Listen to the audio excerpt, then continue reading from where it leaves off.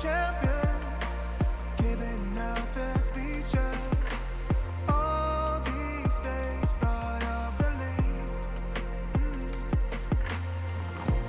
Don't allow them to break you. You're amazing the way you are. I can see those tears falling, but don't allow them to. Don't allow them to break you. You're amazing the way you are. I can see those tears are falling, but don't allow them to.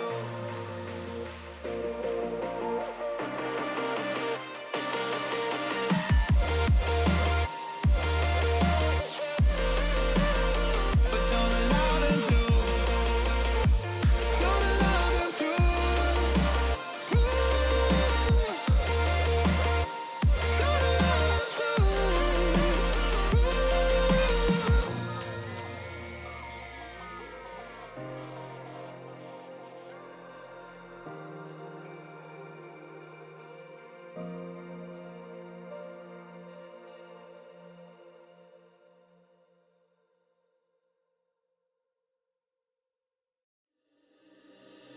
Living by the wayside, distant thoughts are getting high. Head was heavy and I'm blurry-eyed. That's all I know. The pace feels fast, I mean it. Without you here, I feel so alone. Energy still depleted, trying to find a glimmer of hope. Will you look into my eyes and tell me it'll be alright? For my mind is in an eternal fight with itself sometimes.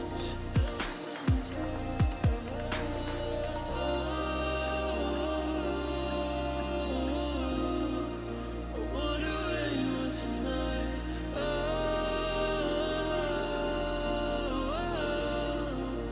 wonder where you are tonight. When the demons hold us so tight, I wonder where you are tonight.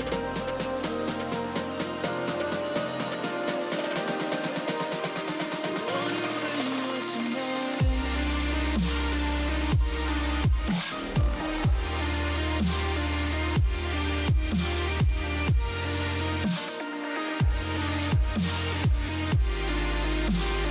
Wonder where you are tonight. Will look into my eyes and tell me it'll be alright. My mind's in an eternal fight. Wonder where you are tonight.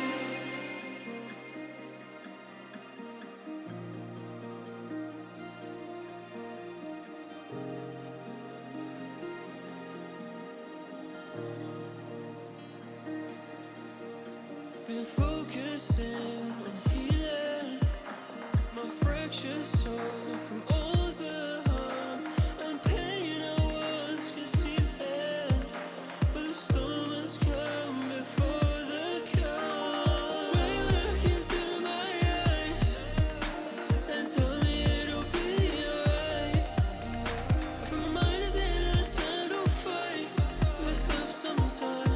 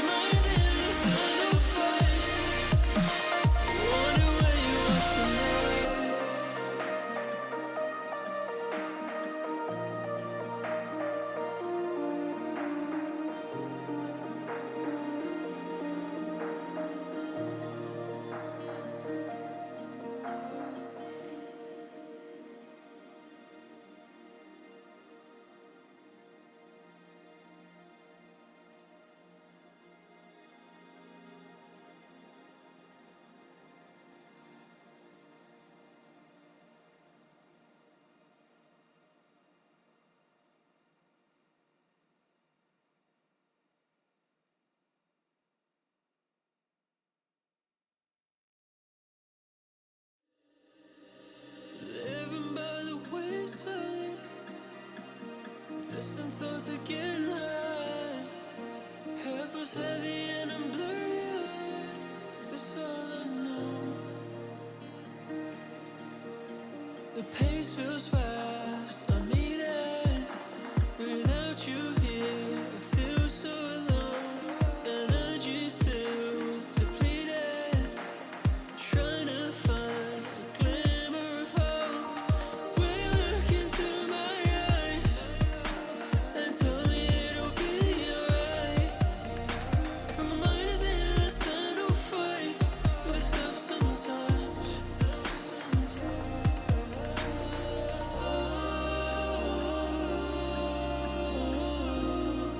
I wonder where you are tonight.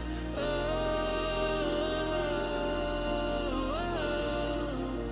wonder where you are tonight. When the demons hold us so tight. I wonder where you are tonight.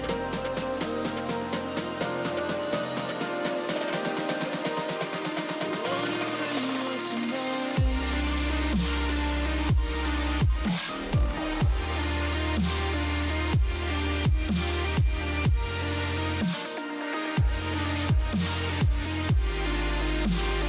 Wonder where you are tonight. Will you look into my eyes and tell me it'll be alright? For my mind's in an eternal fight. Wonder where you are tonight.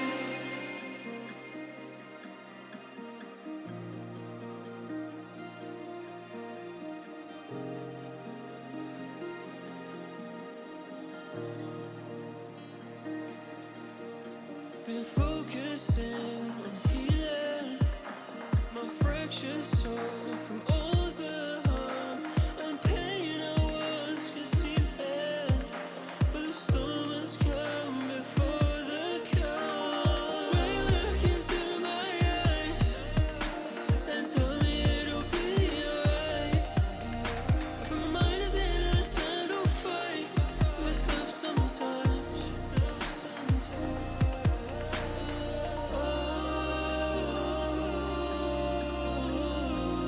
I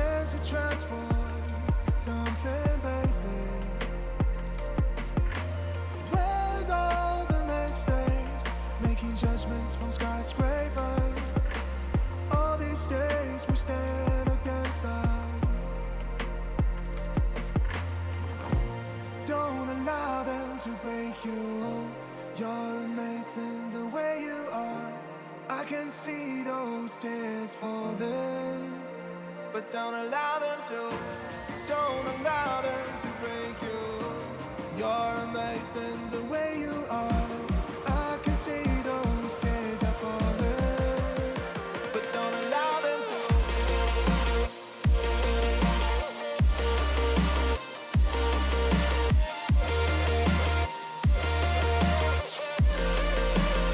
But don't allow them to.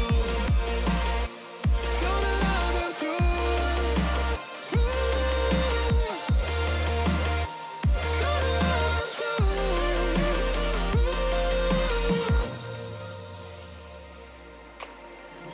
I fear the teardrops may get caught within the downpour.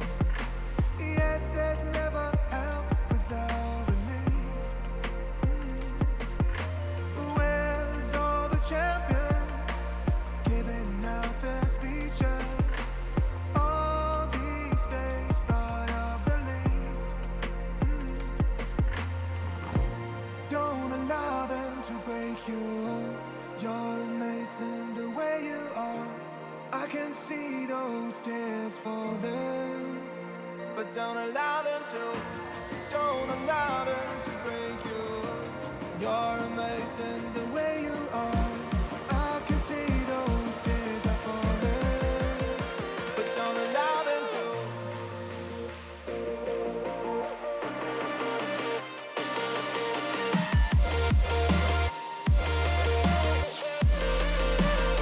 But don't allow them to. Don't allow them to.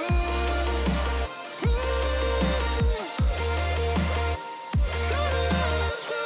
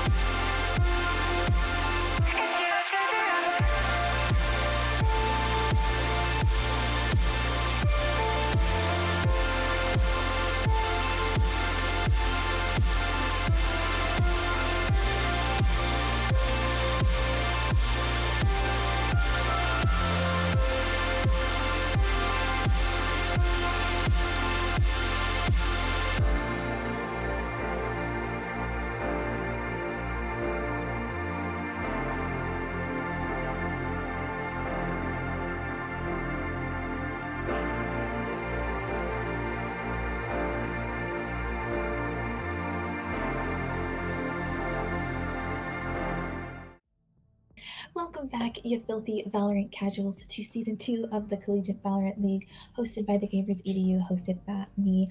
I am your part-time host slash lowly Iron Player, Queen B. Tonight's gonna be extra special because we do have 4 matches for you guys lined up for tonight. Kicking it off will be SFSU versus Houston, but before we get into it, I did want to give a big, huge, warm welcome to all the new viewers and students and players that are joining us in the CVL this year. Here at the Gamers EDU, our main mission statement is to really bring conversations about mental health and mental health awareness to the forefront of the gaming community. It affects us firsthand or secondhand one way or the other, and there's not a lot of inclusive safe spaces where we can have those conversations, and we want to be that for you guys. So if you or someone you know is struggling with mental health and is looking for a way to look for help, make sure you check out our panels down below. Our website is there. You can click it and find mental health resources if you do need them.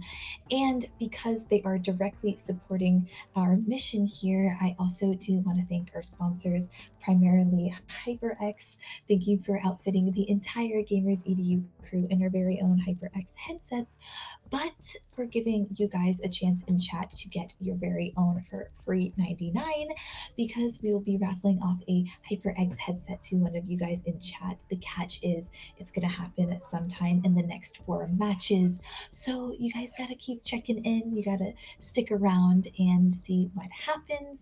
Thank you to our title sponsor, MSI. They will also be raffling off some MSI goodies that will happen during CVL finals. Thank you to our other sponsors, AIM Lab, Radiance.gg, CEV. Thank you for your support and for giving us a chance to kick off season 2 right. And now, before I bring it back over to your sponsors, the lovely odd couple of casting duos, Eli the Curry and the OG Bent, I am going to send you guys on a quick commercial break, but I'll see you guys in chat. Bye, guys.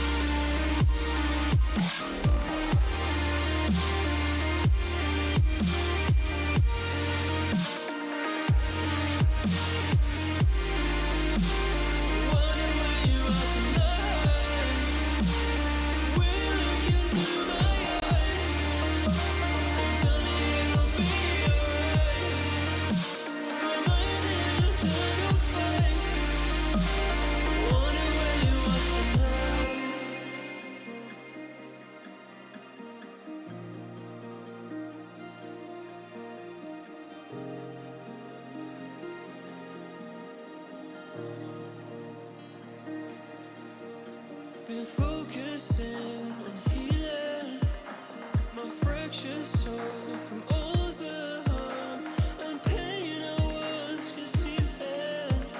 But the storm has come before the calm. When you look into my eyes and tell me it'll be alright. For my mind is in an eternal fight with itself sometimes.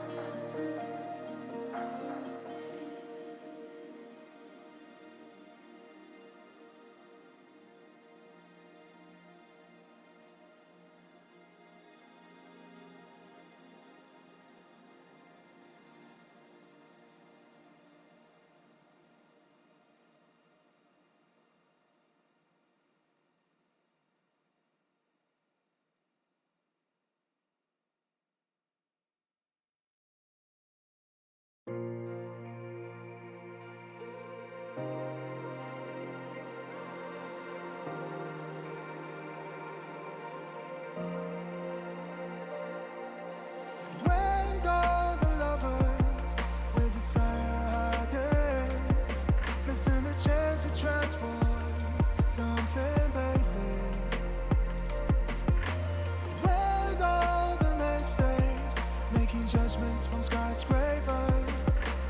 All these days we stand against them. Don't allow them to break you. You're amazing the way you are. I can see those tears falling, but don't allow them to. Don't allow them to break you. You're amazing the way you are. I can see those tears are falling, but don't allow them to.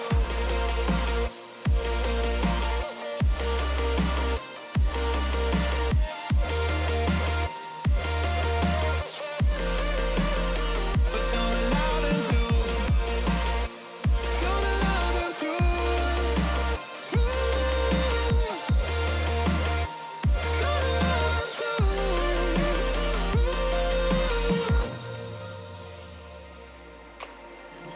I fear the teardrops may get caught within the downpour.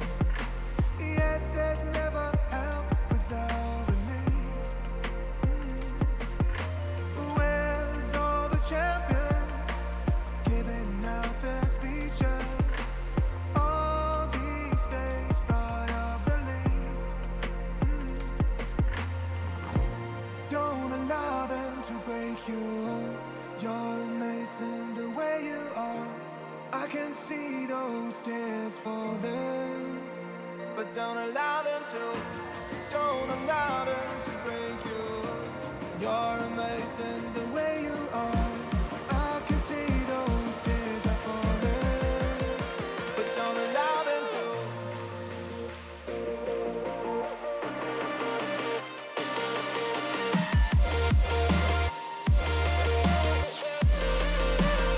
But don't allow them to. Don't allow them to.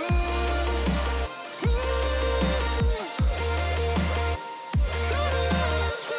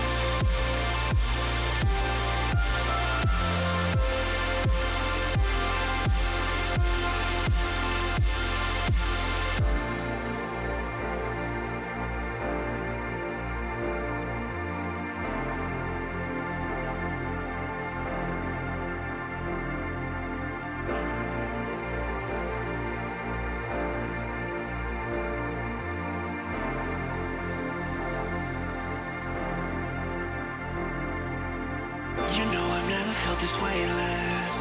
If anything, it's you that caused this. When I keep falling through my heart cracks, it's you that turns around this whole mess. I try to fight my way through darkness. If anything, it's you that stopped this. When I'm surrounded by the heartless, it's you that turns around this whole mess.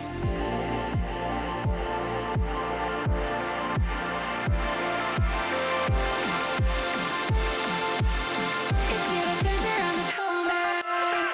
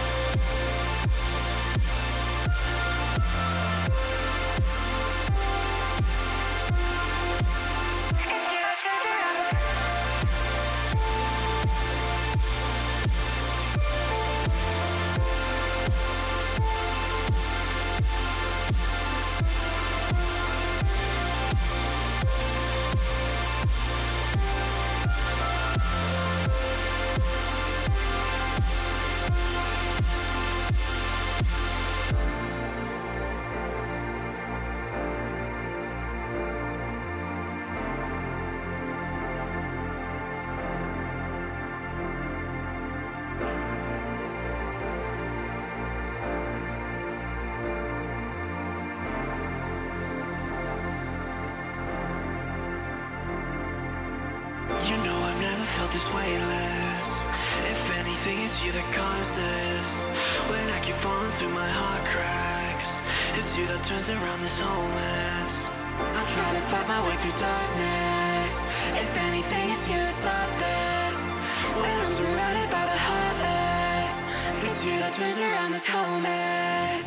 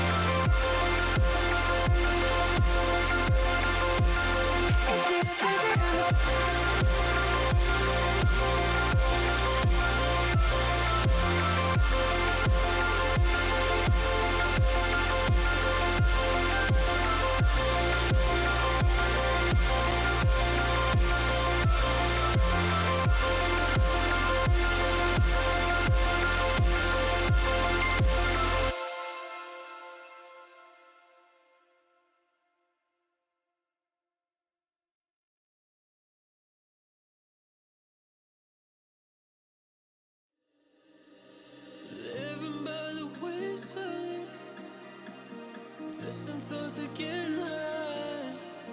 Head feels heavy and I'm blurry-eyed. That's all I know. The pace feels fast, I'm eating. Without you here, I feel so alone. Energy still depleted, trying to find a glimmer of hope. Will you look into my eyes and tell me it'll be alright? For my mind is in an eternal fight with stuff sometimes.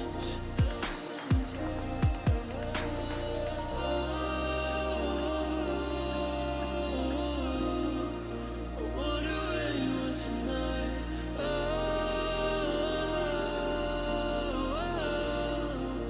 wonder where you are tonight. When the demons hold us so tight, I wonder where you are tonight.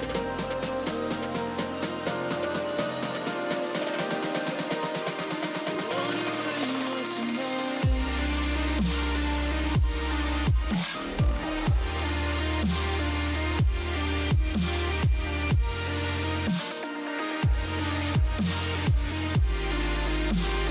Wonder where you are tonight. Will you look into my eyes and tell me it'll be alright? My mind's in an eternal fight. Wonder where you are tonight.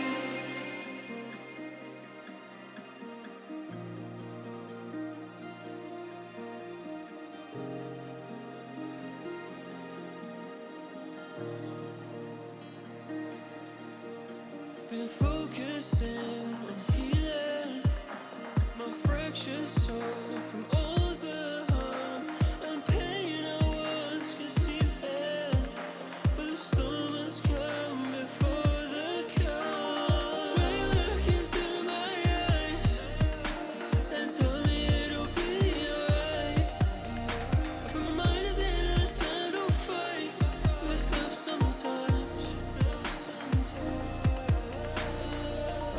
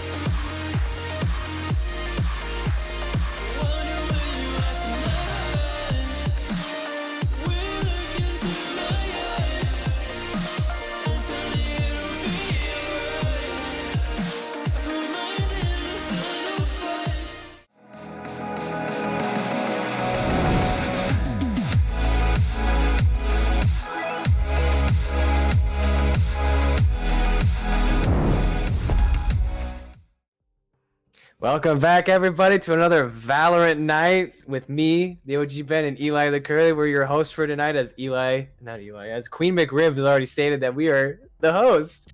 So I just want to give a quick shout out to MSI for being our title sponsor, HyperX for getting those exclusive headsets, and AimLab for being our AimLab trainer. Still trying to use it, but it's not working for me. But how are you doing, Eli? How you doing? I'm actually I'm having a good time. I'm getting ready here to buckle down for what is going to be a very thorough night of Valorant, and I'm happy, man. I'm excited to see somebody and some players who are actually using that aim lag training to pay off. I am much like you, trying to get through my tutorial courses. It feels like I feel like I missed the one-on-one class, and I'm just trying to catch everybody else up. But slow and steady, I guess.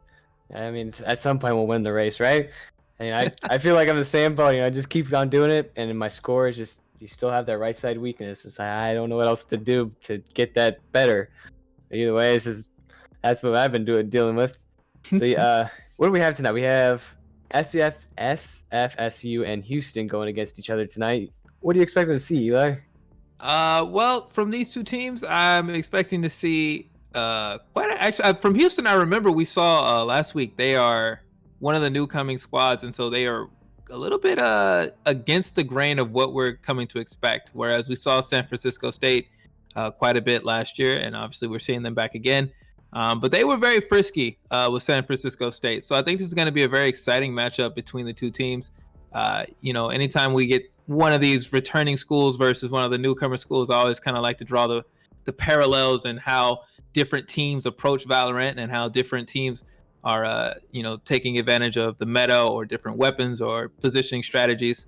But I'm going to be very excited to see what's happening. We're on Ascent for all of this week as well, and I'm actually really happy about that because I feel like when we get to maps like Ascent as well as Haven, I feel like we just tend to see a level of play that's a bit higher than sometimes we end up on something like Bind, or if we end up on Icebox or something like that. The matches end up being kind of weird. You know what I mean? I agree with you that there. The Ascent, I feel like an Ascent is just an overall good map, just to see different skills and different strategies. You could throw a whole bunch of different people in and just see what they do. With all the teams that we're having tonight, because tonight's going to be a very long, I won't say very long night, but it's going to be a different type of night. We do have 4 different matches tonight between, I guess, 8 different teams. So that's going to be very interesting. We have a lot of Valorant for tonight. It's going to be a bit of a longer night. And you have to stay all the way to at least the 3rd match, because we have something special going on there. If you've been following our socials, either mine, Eli's, or even the EDUs, and the other hosts and casters as well. So we do have that going for you. Just if you already know, you already know. And if you want to say it in chat, you can say it, but I ain't gonna give it away. We got a lot of things to do tonight. We have quite a bit of excitement in order to get into. As you mentioned, we've got 3 more matches after this one, so this is actually going to be a longer night than usual. After San Francisco State versus Houston, which we are waiting to commence now, we're going to have Oregon State going up against North Texas. So that'll be a couple of schools new to the Collegiate Valorant League going at it.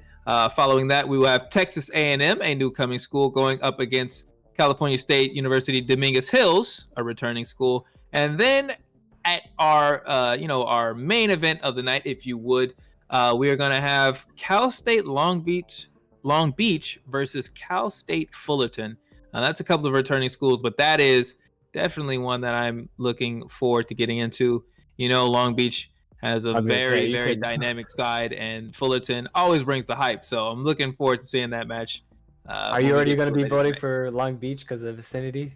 I mean, I maintain that, when you have a regional bias, you can ride by, honk and cheer, it's kind of nice, but I have to keep it honest. I enjoy watching Fullerton play a lot as well. So we'll have to see what happens, but we have a lot of Valorant to get to in between now and that match. And I am really excited to get to that. I know that we are still looking for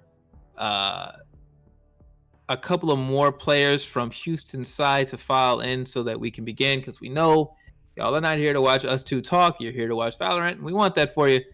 So we're just waiting now for Houston to file all the way in so we can get started. we do have what about 7 more minutes, I think, because they have the 15-minute window. We do see 3 out of the 5 from the side of Houston, so we're still waiting on the last 2 to pile in here. Not sure what's going on. Not sure if we've heard anything. Maybe they're stuck in traffic of the hallways, or I have no idea. I don't know how the Houston layout, the University of Houston layout is. So I don't know. Waiting in line at the bathroom door. Was like, come on, man, I gotta go, man. I only got 7 more minutes for the match start. Come on, man. Gotta run across campus. It's a half mile. If you can make a mile or a half mile in 7 minutes, that's good. Or I mean, that should be more. That seems kind of slow actually. I have no idea. I haven't run in a while. I used to do cross country and all that stuff, but I don't do it no more. And I ain't got nothing to run from except for my problems, I guess. But that's about it. Yeah, well, trying to run from your problems in real life is like trying to run from anything in a dream. No matter where you go, you're gonna be right there next to it. And that's the wisdom right there from yours truly, the Eli the Wizard. I'm gonna start calling you the Wizard. The Wizard? What do you think? You like Eli the Wizard? I mean, it's all right, I suppose. I'm not gonna hate on it. No, or do you want? I can call you Eli the Curly Fry. All right, Wizard better. I like Wizard better.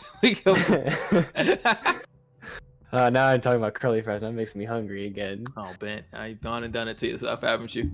Yeah, I see that. Queen McRib. She told me to go get some food from McDonald's one time. She told me to try that McRib. I never tried it. I haven't tried it yet. But then I got myself stuck back on the spicy chicken sandwiches, and I eat like 4 or 5 of those in one sitting, and I just. That's a dangerous thing to do to yourself, Ben. I'm gonna keep it honest with you. They're cheap, and they're easy to eat. That's the problem.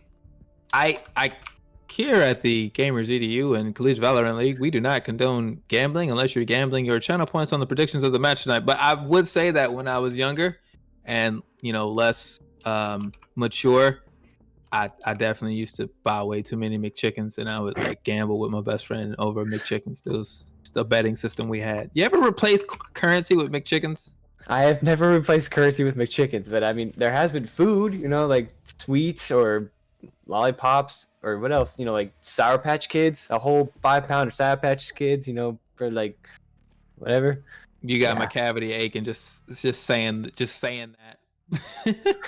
Hey, it's either go big or go home. So you either gotta buy the biggest bag or you just get out. You ain't coming back. You ain't coming in with a little small candy bar for gambling candy. You coming in with the whole. Either you're coming with all of it and you're leaving with all of it, or you're coming with all of it and you're leaving with nothing. Well, I hope everybody has their king size bag of candy. I hope you got your snacks. I hope you got your drinks, because we are about to lock in and get started here. As you can see, we are going to go for Ascent this entire night, and you see both teams right now getting loaded in.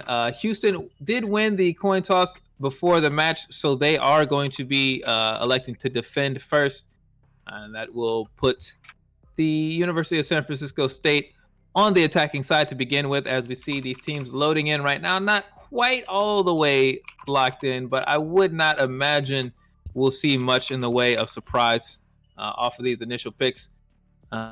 Getting a good look at these agent choices right now. What springs to mind when you see these two teams and the loadouts that they're going with right now? Your agent. What I see is that nothing out of the ordinary. I'd expect a loadout pretty much like this. We do see Sova, and we actually see a Sova and a Cypher on both sides. A big information gathering on both sides. We do see the trade out between. We do have Brimstone.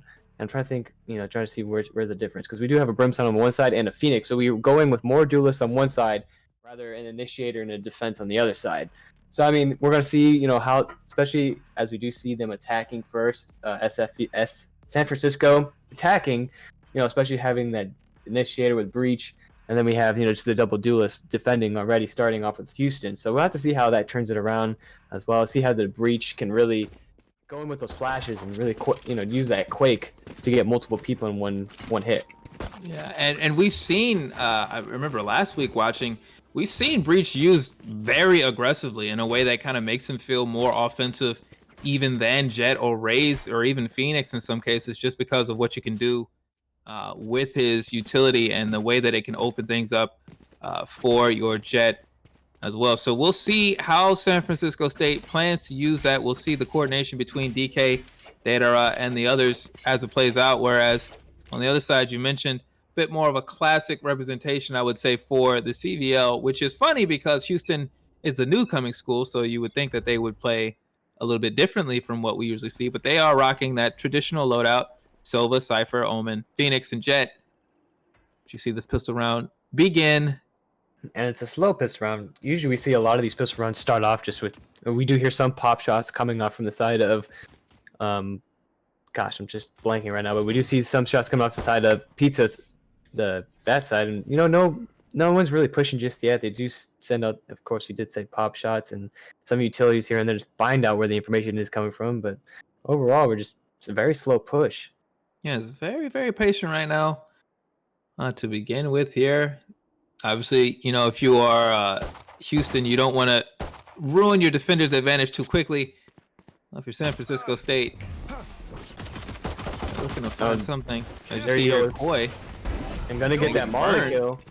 Yeah, nice. Traps over there in the corner. That'll get the kill here. And then Datara step through and get punished by Nebby. And that's a great start already for Houston. Ooh, and just as DK takes out a Kula's, Kula was coming down with the knife out and got stuck trying to get back to the weapon. But just like we haven't even seen any plays being pushed yet. They were on B, kind of guessing to see if they wanted to push that, and now they're changing back to A.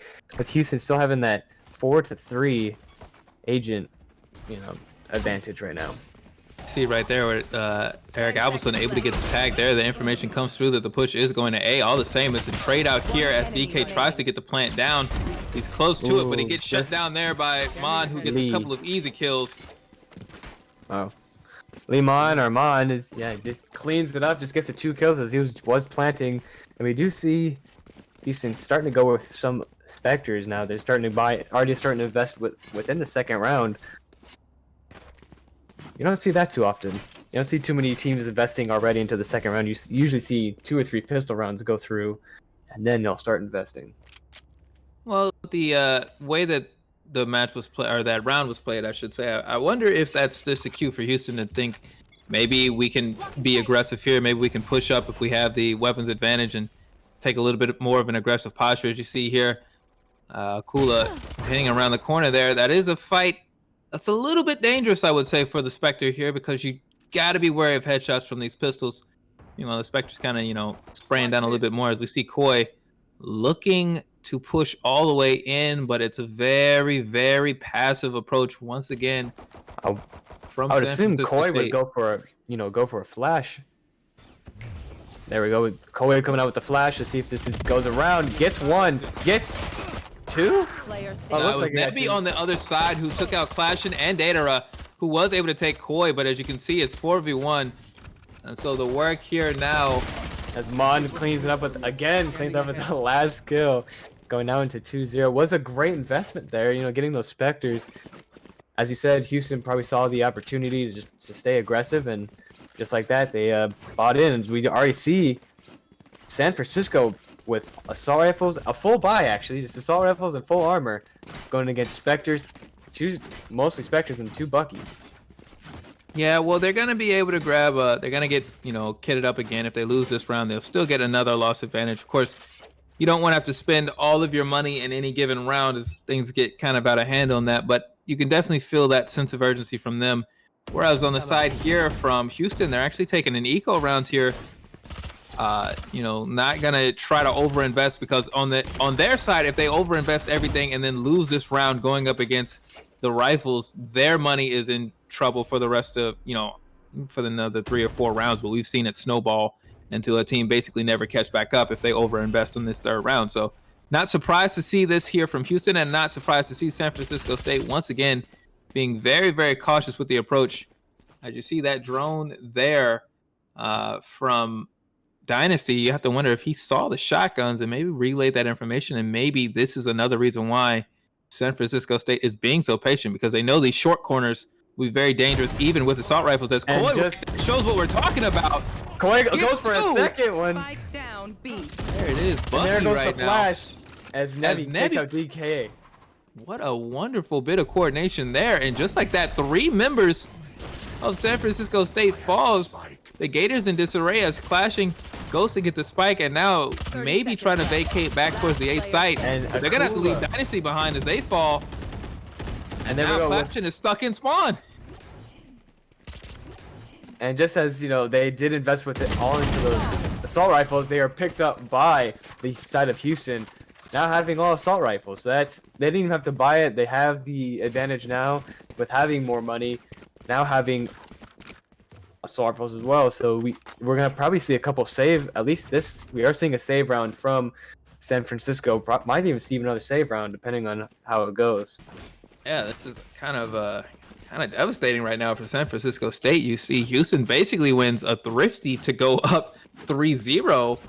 And so they don't even have to spend money. Like you mentioned, Ben, they don't even have to spend money for most of these rifles now. These were just appropriated from all the members of San Francisco State. You see right now, it looks like... Yeah, I'm assuming we're not going to see too much of a push from the side of San Francisco. They're going to try to take a slow, methodical, make sure their corners are clear, and try to get as many kills as they can so they can reverse it and pick up some of those weapons that they did lose. But just like that, we do see Eric with the Bucky get 2 shots back to back. And just like that, we have 1 left and a flawless on the side as Akula does clean it up. 4-0 already. And just like you said, that snowball could have been happening on either side. And I think that snowball has already started with Houston. Yeah, now if you're San Francisco State, you really don't have much of a choice. You see them buying in.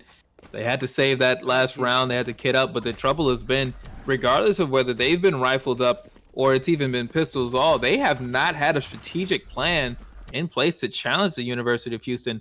They haven't been able to get something initiated, and it's kind of devastating right now to see this playing out, you know, all in this fashion. But if you're San Francisco State, you don't have a choice right now. You've got to respond. You know, you're down 4 rounds, but we've seen bigger comebacks happen, and this is only the first half. But if you don't figure something out soon, may not be long as you see again Mon and Koi doing work here over in the B site. They're gonna get the first couple of kills, but San Francisco State is able to push in, and DK should actually be able to plant the spike here. So it is already progress for San Francisco State in this round. We'll see if they can maintain after the plant.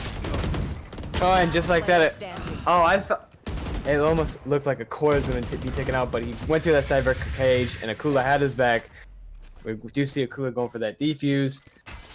And just like that, we see another win go to the side of Houston, 5-0. It seems like Houston is making quick time of these matches, you know, just rushing in and knowing their sights. We did see, of course, San Francisco get that spike down, but just they weren't able to control the site that well. It's a tough situation there for San Francisco State. Now, as we look at the scoreboard, we have a couple of Blade Storms up and ready. Data and Akula, each with an opportunity here, maybe to make something happen, but less likely, I would say, on the side of Akula, who is already equipped with a rifle. Data, however, might need to make a bang. We'll see as we hear that go up. Yeah, that's a cool Data here looking to get this ultimate out and ready here as they represent the biggest gun that San Francisco State has. Naturally, the gun is a knife because that makes perfect sense. When the only person who can actually bring a knife to a gunfight is Jet. It's the only thing that makes sense. Well, hear the tripwire go off here. As Zedder already takes a big hit now with 30 health left. That's not looking too good. You know, it does still have the ultimate, but not having that much health could be very detrimental to them. As Koi takes out its Clashing, they try to come through, and it looks like Zedder did get Koi. And then Nebi gets 3. Look at Nebi here. And Nebi cleaning it up with 4. And they did try to come into B site, as you said, posted up, cleaning it up, not letting anyone into site, getting that plant. And I think we've only seen 2 plants from the side of San Francisco right now. We haven't seen a plant every round like we normally do see. No, they didn't. They've only gotten 1 plant down. Actually, round 1 they got taken out attempting to get it down. We saw DK get sprayed or get shot down there by Mon at the end of round 1. Here, they try to push into the B site like you mentioned, and Nebi just called it perfectly, was in the exact right spot, and then took the shots as needed. And right now, the University of Houston looking really, really clean right now. They sit here with a 6-0 lead. San Francisco State forced once again to reset and try to figure out what they're going to do. This time it looks like it's a bit more of a split as they attempt to suss out where the University of Houston players are going to be located here. You see Nebby has a chance once again to get a couple of kills on the board here. They're going to get flashed. They're going to get pushed up on. And DK able to take out Nebby. A great flash from the side of Brimstone. You know, that's what we were planning to see before. Spike down A. See Eric Appleson taking out DK. That returns it. Data, however, able to get a kill on Eric Appleson. And now with an agent advantage for the first time, we'll see if San Francisco State can move it. And as soon as I say it, it ended Koi and Hula. Koi just... Yeah, no, Koi was eating up like a koi fish. I don't know if that was what his name was intended to be, but that's what I perceive it as. Well, now it all falls to Dynasty to figure out where to go. You see the double back here towards the B site. 30 seconds left. And whether or not Houston is aware that the rotation is happening, they will get that intel as soon as the spike goes down, and they will have ample time to get over and make it happen as it goes down. The movement is instantaneous here. But now the bit of anxiety that comes in all of these situations when you have imperfect information, you don't know every single corner here. And so if you are Koi and Mon, you're going to need to be a little bit thoughtful about how you try to approach this. So that shock dart comes out, and look at that! And Mon gets the shock dart kill as Koi does. That was a great play. Koi distracts him, Mon gets the shock dart kill, and it goes in for the defuse, winning him another round 7-0. That's what a great play right there. That's another strong post-plant situation, and that seems to be a major issue right now. If you're San Francisco State, it's not just about gunplay and raw ability, it's also coordination on the part of the University of Houston. They are able to respond to a successful push. They're able to respond to a successful plant. They have shut San Francisco State out thus far, 7-0 in this first half, and they are looking incredible here as we get into round number 8. But you see again, members of San Francisco State kitted up, able to do something. You hear that ult go out there? Look at that ult tag. Did he get a tag? It didn't look like he got a tag to me. I'm still seeing full health on the whole side of Houston, as Koi already starting off with one very strong kill, opening it up for themselves. Akula with the operator. I didn't even know he had an operator. Yeah, we missed that purchase, but you know, you're gonna pay attention to it once it goes off once. And, yeah, it's a distinct sound. Once you hear it, everyone's like, all right, we gotta bounce. Time to go to the next point. See now, clashing extremely low, as is look Lord we're here. seeing look at this pinch that we're seeing as Nebby gets 1, Nebby gets 3 as they cut out the backside of B. What a great pinch there, going around and getting that flank. And we're already at 8-0. Houston playing very well. And we're getting close to the first half with 4 more points to go. I mean, who knows? Are we going to see a 13-0, Eli? Are we going to see that? Well, through 8 rounds, it's in play. that's the scariest thing you can say or hear if you are a Gators fan right now, as they struggle to get off the schneid here against this Houston team that is just on fire right now. They're on point. They're comfortable, but we see DK gonna start off, and that's a kill on Akula's operator there. Not sure how that one ended up playing out, but Eric Appleson will get the trade out there as Koi takes out Dedera, and Lord responds. So this is a bit more even now for San Francisco State. They haven't been able to really get this type of back and forth trade-off. You see Lord low on health, but does have a Phantom in hand. However, they have had major troubles trying to operate and get through this B site. As you see Mon here posted up right in that little nook as you exit through the arch. And I'm assuming as soon as we do get some contact, you know, Mon is going to signal to his team they are coming into B site. Trying not to get here. Oh, as Clashing does take out Mon. That was a hard push for Mon to try to go through. He did get some good damage off. One enemy remaining. Well, there's some good shooting there by Dynasty to take out Nebby, and that was at a weapons disadvantage. And so that's now going to leave Eric Appleson alone here as they grab the operator that was dropped. But we've talked about this before. The operator is not an extremely strong solo retake weapon. And Ooh, with that, yeah, he got seen and just shot right through the wall. That was a great play from the side of San Francisco's Sova Chug or Dynasty, getting that information out, knowing where it was and being able to wallbang him. Great. That was a great information gathering right there. yeah, so it is now finally a successful round on the side of San Francisco State. They're able to get themselves on the board. They've got quite a deficit to overcome. No matter what, at best, they will be down 4 rounds to begin the half, but you would rather have a chance to only be down 4 versus potentially being on match point. So they stop the bleeding here, get themselves situated, and force, you force Houston to rebuy, but they're not exactly worried about that at this exact moment in time. As we see Akula here. And Luck look hit it, but clashing with the look back. And Lord with 2 kills already. And just like that, San Francisco looks like they're changing it around, taking that momentum in their favor. But Nebby with 2 kills, like he knew where they were just through the smoke. Yeah, no, I think it was they got tagged up there by Eric Appleson. I think he actually did get a bit of intel off of that, and so he was able to make the shots. And so now Nebby and Appleson are going to be able to move into this site here as we see Dynasty coming behind here, trying to time this flank exactly right. Don't want to emerge from the smoke and have somebody looking at you. You want it just like that. They don't get Nebby, but they do find Eric Appleson, and they do get San Francisco State another round here, 8-2. That was a great job on DK. Like you said, just waiting for your perfect time. Patience is a virtue, and it pays off. The job done well here from San Francisco State to get themselves another round.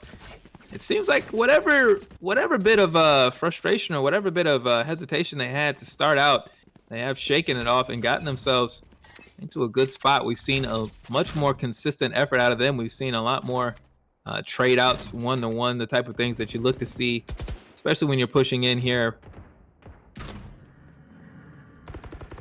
Patience, then again, now not looking to move too quickly as Dynasty takes some shots around the marketplace. It's funny, we do see the San Francisco Cypher and the Houston Cypher on A looking for an information battle. I don't know if you can see them on the map here. They both are just staying there looking at their cameras and waiting for a push from either side. You know, kids these days always on the damn phones and remote tracking devices. Come on, Eli, you can't be putting yourself out there like that. I know, I'm always on my phone. Actually, that's not true. I'm not always on my phone, but when I am on Cypher, I probably do look at the camera too much. I apologize to everyone for that, but I'm trying to be useful. And just we are seeing Akula possibly push the site. Oh, there he gets flashed again. Deadred takes Akula. There's DK making something work there, but Eric Appleson gonna get Lord is clashing, is able to get the response. Datara pushes in there, but doesn't get the kill as Koi has a quick response. DK will get the plant down, and it's 3-3 here. So San Francisco State, they can credit this push right now. They've given themselves quite an opportunity as Dynasty has a chance to move forward and get some major work done. There's Koi down. That's going to split the attentions. We'll see what happens here as it's Dynasty who takes out Nebby. That's 2 of the 3, and that just leaves Mon all alone, trying to figure out what to do. Shooting DK down, that's a good start. Just needs one more. And then you'll have a 1v1, but Clashin says won't be happening. Clashin gets that headshot on Mon. What a great play. Hey, we might be seeing San Francisco go 4-8.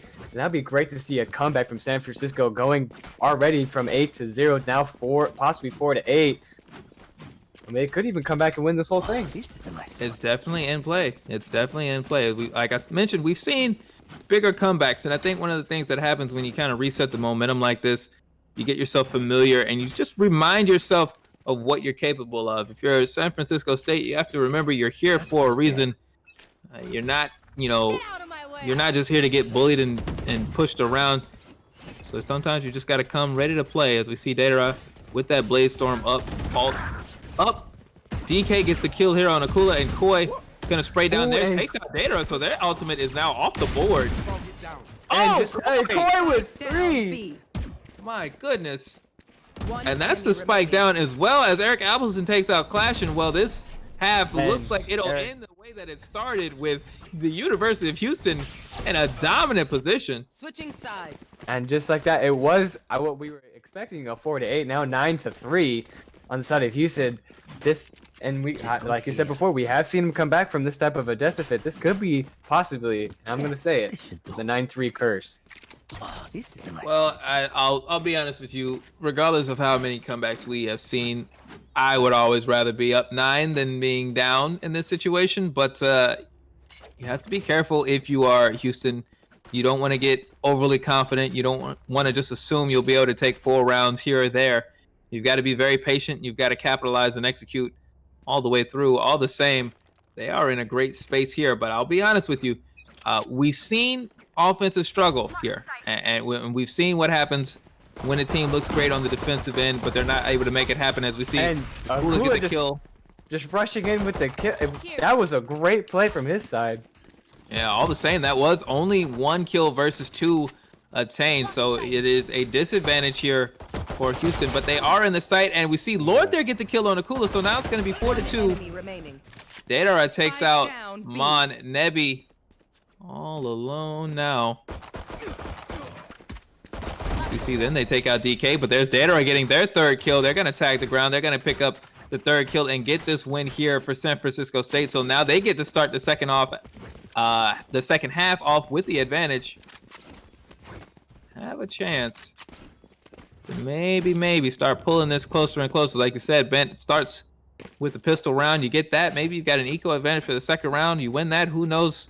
Maybe the 3rd round, you start to give yourself a chance to pull away, and in this case, pull back even. And that's what San Francisco State is going to need to do.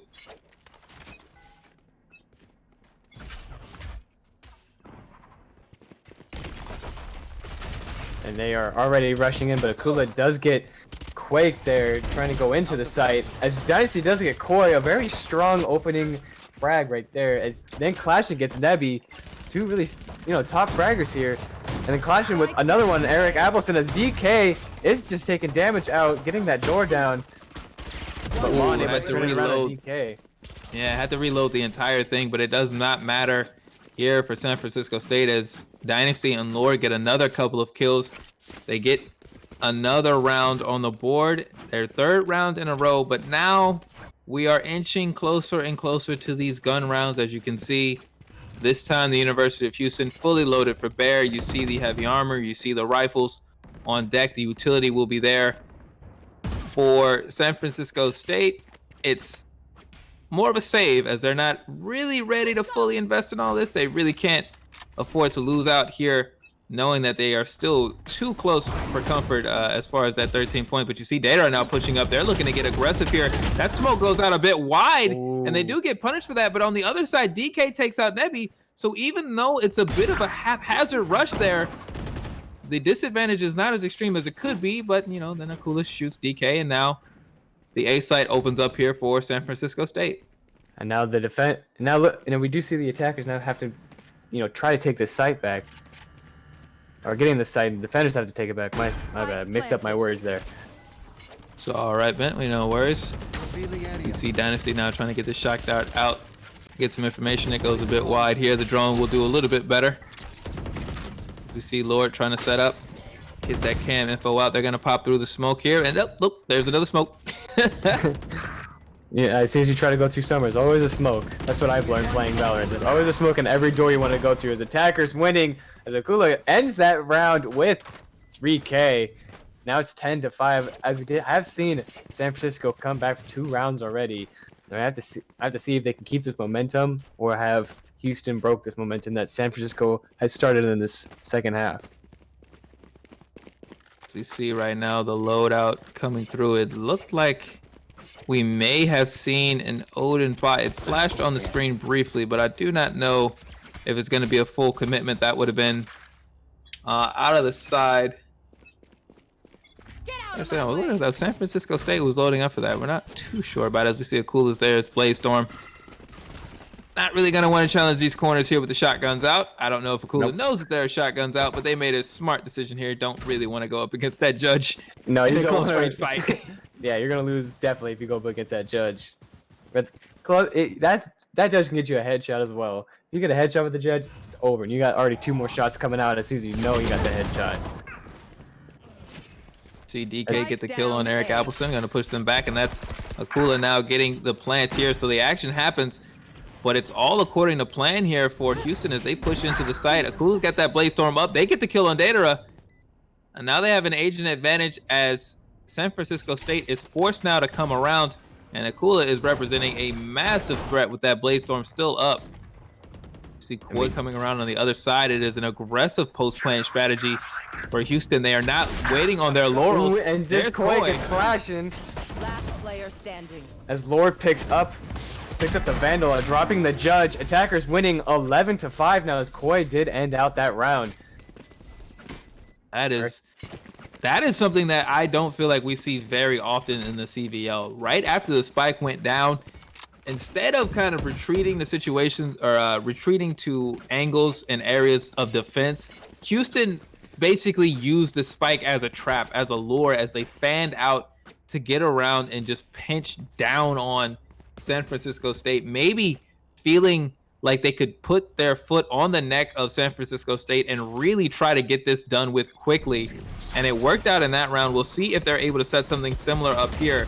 As we see Clashin move out, it's Datara who gets the kill there. Datara with a second. Akula is able to take out Clashin, but Dynasty finds Akula, and Nebi takes out Dynasty. Nebi gets a second, however, to even things back up. Oh my goodness, it wasn't even 30 seconds and already. It was back and forth. I'm glad you could keep up because I didn't know what was going on for a second. I zoned out. 30 seconds, and then it was just three kills on each side. But the spike is in hand here for the University of Houston. That is Nebi there with the spike in hand as they move through, trying to figure out which site they're gonna go. I don't know if they quite know this, but there is a split here, so they're gonna have numbers whichever direction they choose. And you see right now, unfortunately, DK moving around, and that opened up the B site, and that is potentially the spot. I think that's where Nebi's going. Yeah, Nebi's gonna go here into the B site. Get that plant as DK was behind them and getting actually very close and could have possibly even killed them and shut it down for themselves.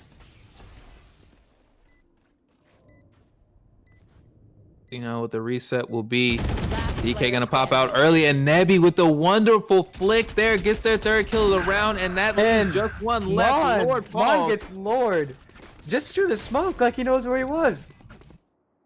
Match point. There you go, the intelligence gathering right now for the University of Houston. It's working well. They are on match point, and they are loaded for bear. You see Mon has the Hunter's Fury. You see Nebi also up. Koi's got the run it back ult.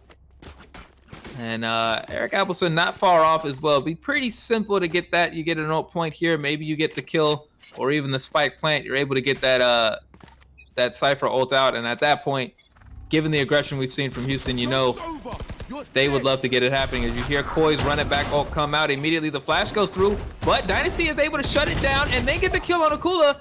They do halt it a little bit. They open a little bit of time here. Even as Mon gets the kill, it's not all done here for San Francisco State. Even as the plant does come down for Eric Appleson and the time begins, San Francisco State, you must approach. And that's a great, it's great that we did see the spike go down. Now the time is running out. They have to be careful with here rushing in. As Nebi is taking out already 2 people. It is a 3-2. As Derek with the height advantage gets one on Nebi. Like they dropped down off of they dropped down off of the ordinance basically. As we see now, DK going back and forth with Eric Appleson. They do get the kill there, and that will salvage this round here. San Francisco State staves off the first match point. What a job there. The combination of ults used to clear the site, threw everything at the wall, and made it work here. As we see the situation now as it is on the scoreboards. Plenty of money in the bank right now here for Houston. You can low for bear and try this again. If you're San Francisco State, it's a little bit tighter. You're definitely not happy about your gun situation, but you know what? You're on match point. You don't really have much of a choice. You cannot be very picky here. You've got to make something work every round.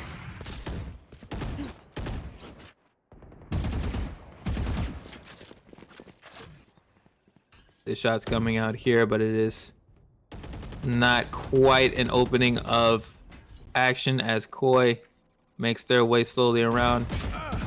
They do get some shots over here in the A site, but they get caught right there going to the flash. But look at Nebby getting the revenge quickly, and that'll even up the numbers as Akula falls into that site as well. The push is through here as Eric Appleton takes out DK. The Hunter's Fury comes out, but Akula able to make it move, get out of the way, although the spike has not yet been planted. Flash and able to get the kill there on Nebby. That's a big kill as Nebby has been a major factor. Dynasty takes out Akula, and just like that, Francisco State with the agent advantage. Dynasty gets a second. There's a third. There you go. And some money on the defuse as they are going to win this round and stave off a second straight match point. You failed. Now sleep. That was a great shot that you from Dynasty when he got that the recon bolt, just shot him right through the wall, didn't even hesitate. You have it, might as well use it, right? Read the drop. But it's a decision making you're going to need here. You're in a situation, if you're San Francisco State, where you really can't afford to hesitate. You've got to make good decisions, and then you've got to execute quickly. They've managed that thus far. We see Dynasty now going with the Odin, the heaviest weapon on the board here for San Francisco State. They've done well to get themselves, This goes here. a little bit of time, but they are not going to be able to buy any breathing room still yet. They need 5 more rounds basically before they could force overtime. And at that point, you can afford to lose and then be right back on match point. But as it is, they've got to keep executing. They've got to keep it up. As you see, Lord gonna shut down the marketplace. And I don't know if you heard that, but we did hear that Odin just firing through the wall. And you want it loud here. You want to make everything as obvious as possible. If you can just line up members of the University of Houston for Dynasty, let the Odin do its job.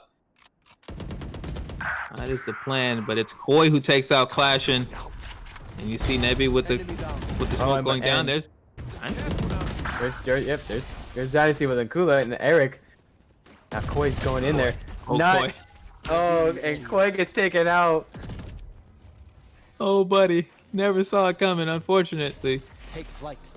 Dynasty's gonna get this drone out here. The spike falls there. Ooh, that's a good plant there. But unfortunately, it goes both ways. As Mod Dynasty was.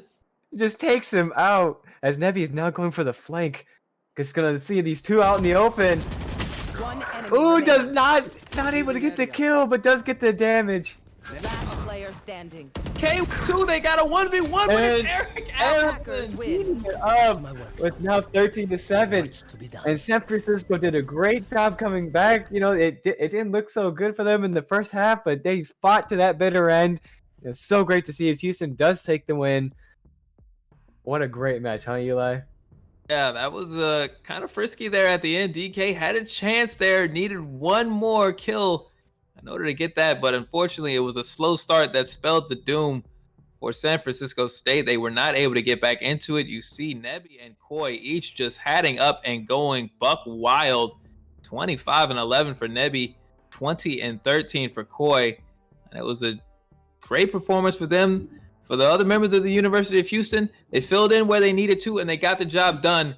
And that's what you love to see out of these teams right here. It's not a member of one person doing all the work. It's everybody finding a spot and finding a way to be effective.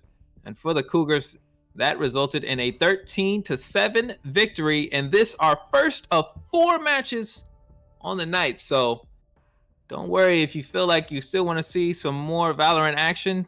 Stay right here. We got plenty more for you. We got a whole bunch more coming. We'll be here pretty much all night long.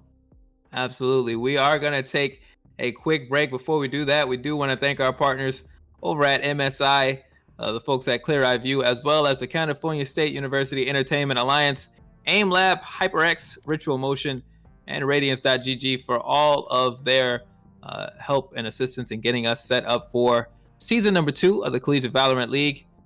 For the OG Bent, I am Eli the Curry. We will see you all on the other side of this break. See ya.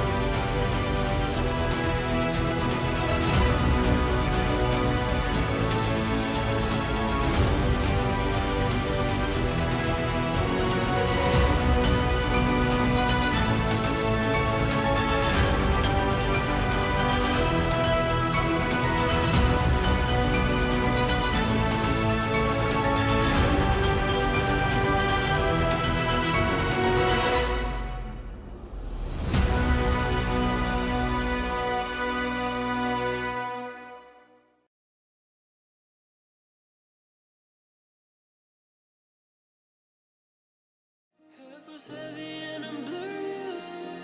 That's all I know. The pace feels fast. I need it. Without you here, I feel so alone. Energy still depleted. Trying to find a glimmer of hope. Will you look into my eyes and tell me it'll be alright? For my mind is in an eternal fight with itself sometimes.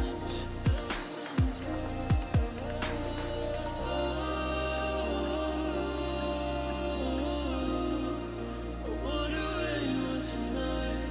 I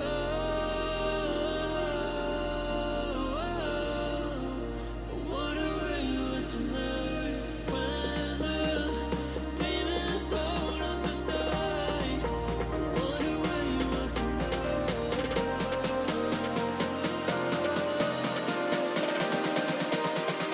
I wonder where you are tonight.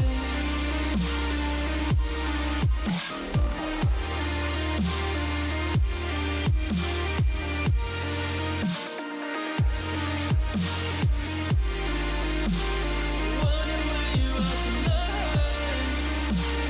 Will look into my eyes and tell me it'll be alright. My mind's in an eternal fight. Wonder where you are tonight.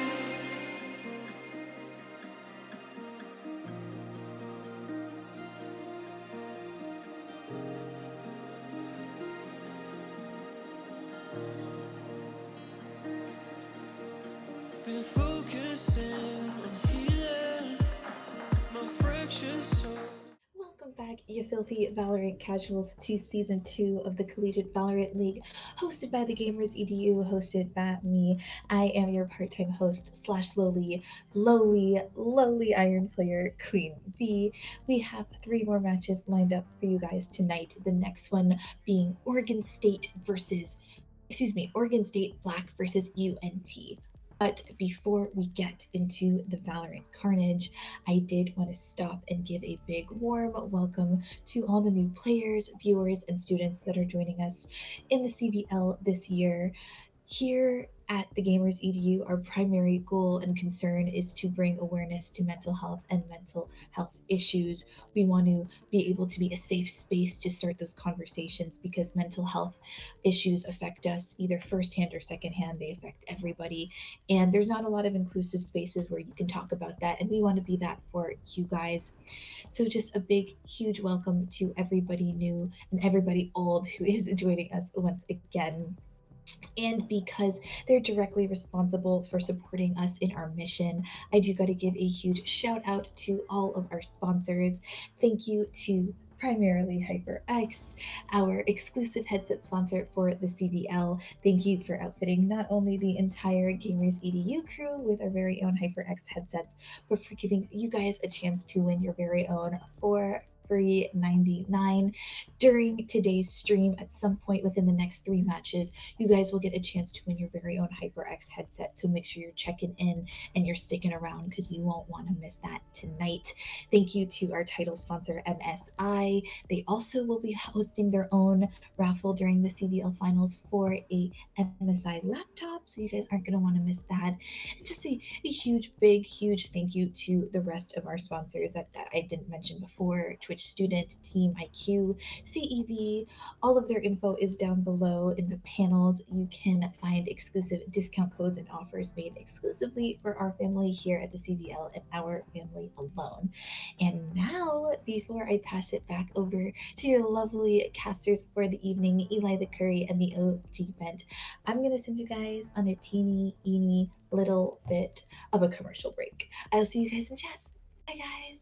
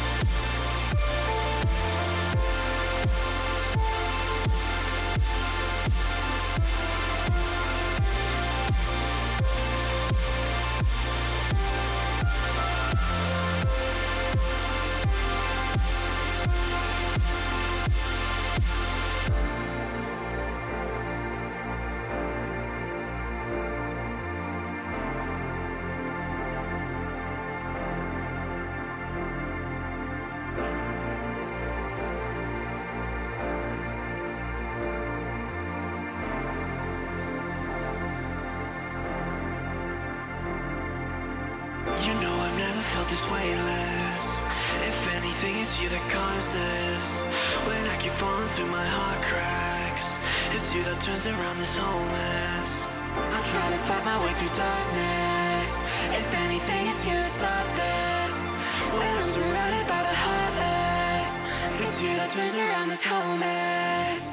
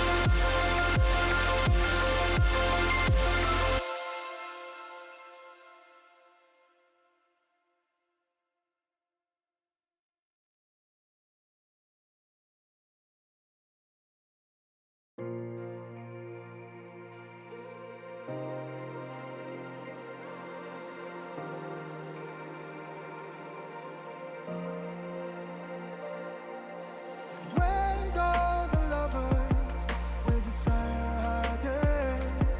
Missing the chance to transform something basic. Where's all the mistakes, making judgments from skyscrapers? All these days we stand against them. Don't allow them to break you. You're amazing the way you are. I can see those tears falling, but don't allow them to. Don't allow them to break you. You're amazing the way you are. I can see those tears are falling, but don't allow them to.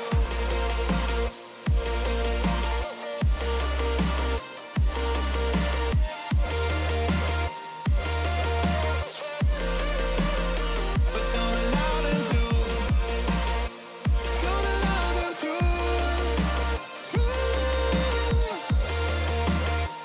Don't allow them to.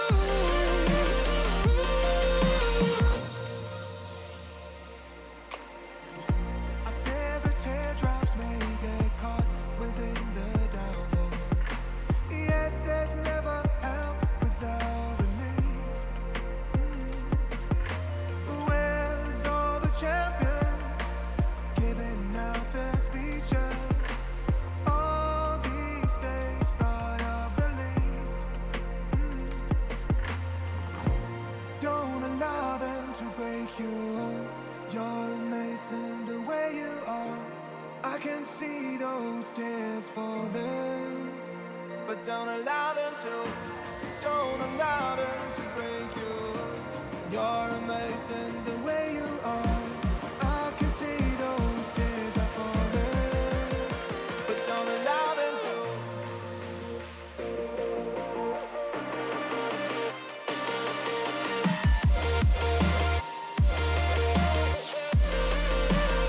But don't allow them to. Don't allow them to.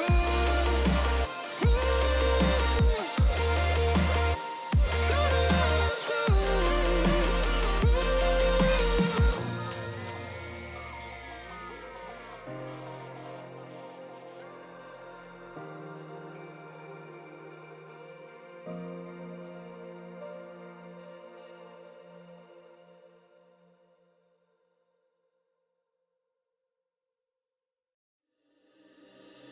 Living by the wayside, distant thoughts are getting high.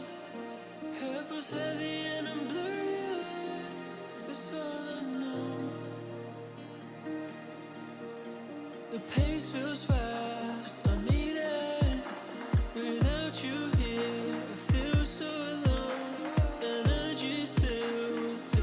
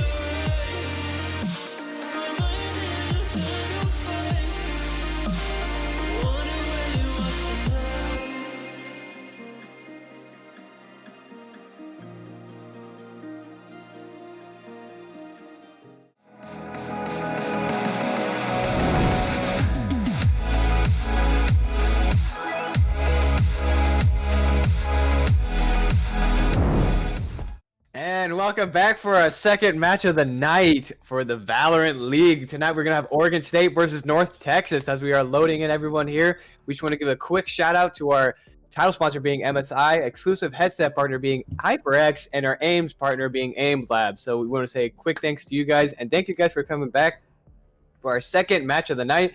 Remember, you guys, those who are still here for the first one and those who are coming in for the second one, stick to the third one because we got something special coming in for tonight as well. So just want to make sure you guys get that headed out as I'm tripping over myself trying to get this out. So I just want to make sure you guys stick around for that third match because we got something special going off in the beginning. I should stop speaking. Eli, take over, please. You're all good, Ben. You're all good. It is correct. You do want to be here as we are going through the night, as we do have some very special giveaways for you all. We'll be doing giveaways all throughout the CVL season, as we have been blessed with a great deal of tremendous sponsors who have worked with us, not only to bring you all of these schools as they compete for Valorant glory, but also some prizes for you, the viewers.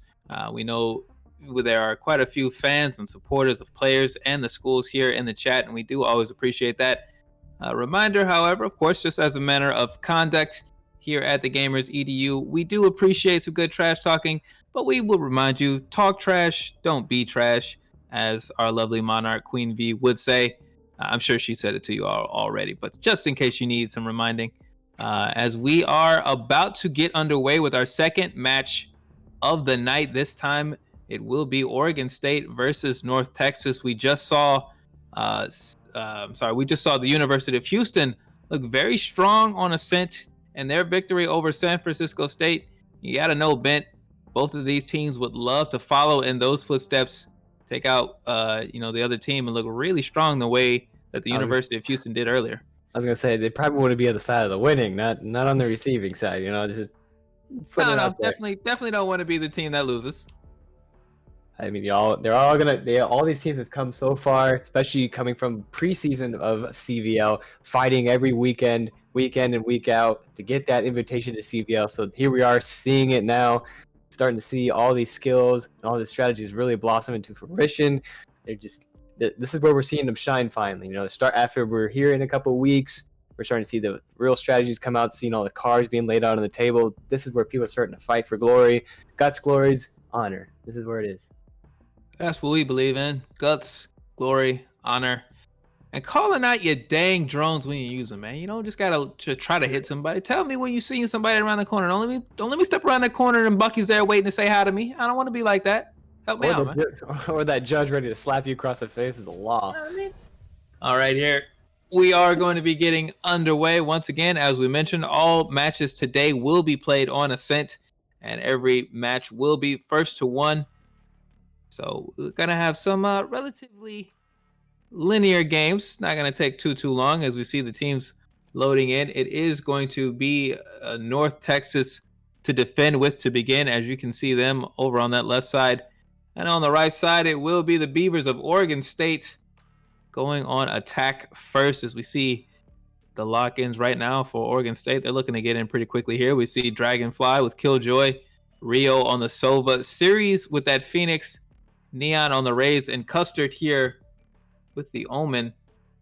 All right, this is kind of what we saw starting off with the last match with Houston. Houston having two duelists, I believe, right? They had two duelists, and overall with Neon being on Rays, it is kind of switching it up a little bit. You don't always see Rays too often on a map that's so close. Yeah, I feel like Rays is one of those agents that's kind of on she feels like she's always on like that, just shy of falling out of the meta, but every once in a while you see somebody make something happen with a grenade toss or a little boomba that could manages to find a way to actually get a kill and do some work. And looks like we might actually see here on the other side, you see Satori hovering over that Reyna to begin with. They don't have much more time to lock in, so they're going to need to move quickly here. We'll find out what North Texas locked into, as we didn't get a sight for it before the map began. And yeah, it was back in. They didn't lock in. Somebody autopiloted just a little bit too much and was not actually clicked into their agent. we got a message already. It's like, guys, really, come on, man. Oh, we didn't Yeah. get a connect. Okay, that's forgivable.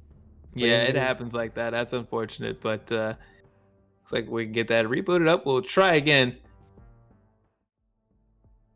As it looks like one of the players over on the side of North Texas was actually not in the lobby. It's actually can log in. That's a weird glitch. It's reads he's in there, but I trust them not to lie. Looks like we have to get a real quick relog from him. So, what are you expecting to see out of this match while we're waiting, Eli? Well, we're gonna see Rays on the side of, if we're gonna see Rays on the side of Oregon State, assuming that their agents stay the same as what we saw, and there's no reason to expect them not to. It will be a different sort of style than what we saw earlier today. Obviously, Killjoy doesn't gather information as effectively as a Cypher or a Sova. She's a little bit more hands-on, even as she does have that Sentinel. You know, she can't step as far away from it now as she used to, so she's a little bit more tied to the sites and a little bit more aggressive in her prevention. Once the spike goes down, obviously she kind of has her own version of a Molotov cocktail, and we've seen that ultimate of hers basically shut entire sites down. So I think we'll see a little bit of a different style from Oregon State as it pertains to what happens if they do manage to get the spike down. They're not necessarily going to look to, collapse on the opponents and kill just as quickly as Houston did. Yeah, I'm excited to see what they go for and how things play out. Yeah, I'm excited to see. I think I've seen Oregon State play before because some of the names are making, ringing some bells here, and I have seen them play both very aggressively and very defensively. So I'm ready to see that and how they bring their skills in against North Texas. I don't know how North Texas plays because I haven't casted over them before. So I'm just ready to see we are watching the chat here, and of course we do see Tank go ask if anyone's hungry. Of course, what I think of is food, but they're asking for, the dubs and the wins and the heads. So I think I'm just, if you ask if I'm hungry, I'm automatically going to food. I'm hungry for food. I mean, Yeah, I'm not gonna like cap and say that I'm not hungry right now, but I will have to exist on this Valorant action. I will have to make do with some headshots and some quick flicks as we do wait to see we're able to get everyone loaded back in. There's Suzro. I actually feel like that's a good sign that Suzro just left the party, because that means maybe the login actually finally worked and they have to reset. He just kicked. We did see the kick. They kicked him out. That's what I'm saying. I feel like that's actually a good news because they were glitched out, right? It showed that they were in the lobby, but they actually weren't. Yeah, so we might have to remake the lobby here and just make sure we can get everybody else in. Let's see. Well, if you are hungry, we can always talk about food. Everyone loves food, right? You're either talking about pizza, talking about like chicken fried steak, fried rice, chicken fried rice, shrimp fried rice. There's a whole bunch of things we can talk about. Do you like pineapple on your pizza, Eli? Yeah, it's fine. It's not a controversial idea to me. Yeah. Okay. I don't know. I haven't tried it. I just don't think it belongs on it. I do need to try it so I have a more solid opinion. But just from what I have experienced, sweet things do not belong on pizza. It's a good contrast. It's not what I would order every single time, but it's fine. I'm a very non-controversial type of person when it comes to pizza. But fortunately, what everybody here in the stream can agree on is that we want to get the match underway, and it looks like we are loading back into Ascent here, hopefully with more agent selection out of North Texas. As we see right now, Suzro locking into the Killjoy, BKS locking into Omen. Not too sure what else we're going to see out of them, but hopefully everybody locks in. Via Tank scaring me a little bit because we don't see any outlined agent from them, but if they are able to get in, we'll finally be able to get underway. And are we going to see? We did see Satori go over the new agent. Yeah, but we're not clear on those yet. I think we still got a couple more weeks before we're able to see some of the new agents get off of there. Gotta ban them for a little bit to make sure there's nothing actually game breaking or nothing entirely out of the line of play from them, but I am excited to see if we do end up seeing any of those agents make an impact a We're little gonna bit see later on. almost the same setup from both sides, just the difference between Killjoy and Reyna. Between well, actually, no, both teams have a Killjoy, right? No, No. yeah, Dragonfly. Oh no, they do. Oh, Yeah. I'm big brain, not so big brain anymore. It's Phoenix, and it's the switch. There you go. You can see the Killjoy on the bottom. Yeah, but similar style, I would say. Reyna and Phoenix are rather similar, right? Both have an elements of that flash, so their initiation sequences are really good. They've got the flashbang to get out. Both of them can reclaim health for themselves. Reyna with her, ability to gather health from fallen enemies. Phoenix gathers his health from his own flame wall and from his own Molotov cocktail. So we'll see how those differences play out and those interactions. As a reminder, it will be North Texas, I can say that word, beginning on defense, and Oregon State initiating on offense.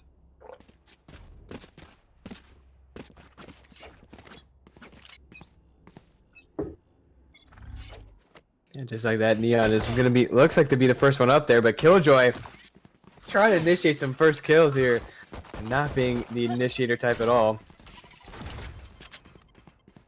We see a little bit of damage there over here on the side as we take down. There's Neon getting the kill on BKS, so there's your opening shot of the map, and it does go the way of Oregon State.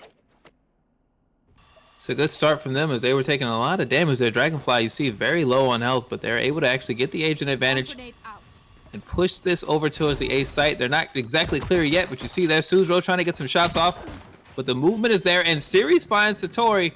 That'll open up the A site here now. A Series does go for that heal, as you said. Phoenix can't get the heal from his Molotov, and that's what he is using. Great play there, just to be able to stay in the game longer. And the damage tagging out right now. This is the pistol round. Obviously, the gun's not the heaviest, but Series now getting some shots. Series, hello, already with a 4K. That's 4. No, we got you, Series. Don't even worry about it. We got the clip. Don't even worry about it. That'll be there. 3 and 4. He's ready to go on to the next one. Get ready to pick your non-licensed background music for your montage series. As that is definitely going on the reel. What a opening round here for Series. This other kill there to the side of Neon, so it's all good for Oregon State as they don't suffer any losses. Here. But we'll see what that means for the rest of this map. Obviously, it's just one round, but with that eco advantage, we've seen that snowball. We saw it happen just in the last matches. The University of Houston was quite happy to take their advantage in money and push and run up the score in the first half. Oregon State would be eager to do the same, and North Texas would rather have none of it. Here.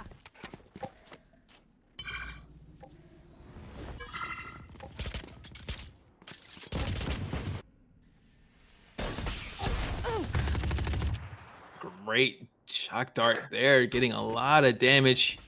And it's this ancillary damage here as Rio takes out Suzro. Rio does get that, and then Rio again with the Aries coming around that corner, just going through non-stop. Does not even want to stop, just going around all corners. Not even reloaded yet on that Aries. And there, as you see, it's BKS alone here on the Omen. They're not going to be able to get any kills. It's a second straight flawless here for Oregon State. They are looking pretty clean through the first couple of rounds. The rifles now coming in here on the other side. North Texas now finally able to arm themselves as they look to get themselves on the board. But it has been a struggle here these first couple of rounds for them to get themselves in a position. Seen this now in the last couple of matches that we've casted together. The team that loses the first 2 rounds is the one that really fully kits up in round number 3. And if you're the team that's up an advantage, if you are Oregon State here, you're going to save your money. See if you can get this 3rd win, and if that is the case, you may be off to the races. See Queso now up there in heaven on the A site. It is a crucial round here for North Texas. If they do not pick up one of these next 2 rounds, they may be in some deep trouble. As you hear Series with the run it back ult. Able to get some damage, but as you did say, Reyna does get healing back from the dead. So it was able to get that information, but is not able to get the kill. Surprising to see that the door has not yet gone down. As we do see a trade from both sides. They did kill each other. Queso being up in heaven, the same with the Killjoy.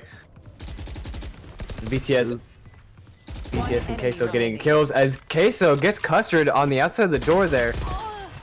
Dragonfly not able to get up any kills. As you said, we were waiting to see if North Texas would be able to stop some of that momentum, and there they have it. They have 1 point now on that leaderboard, able to stop that save from the side of Oregon State, not buying all the way in yet. Yeah, and so this decision made here for Oregon State to be conservative works out here. They'll be able to arm themselves now and not suffer too dearly for everyone finally losing it, or finally dying, I should say, and them losing a round.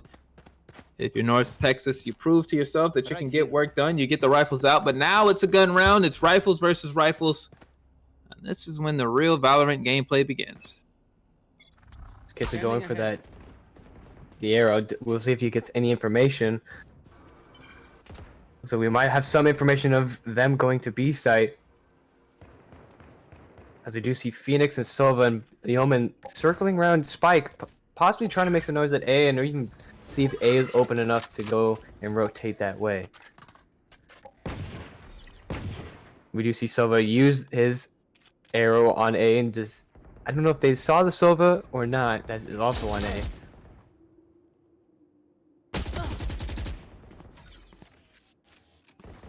We do see here Neon trying to push into the B site. They are fighting between two people on B side as well. As we do see the team has not yet picked up, as the Omen has not yet picked up the spike. Now the spike is picked up by the Open. They are going for A site push. We do see two going for that flank side to take heaven for themselves, as the Omen does go in to A site being cleared. And just like that, Rio does get one, but Queso able to take out Series.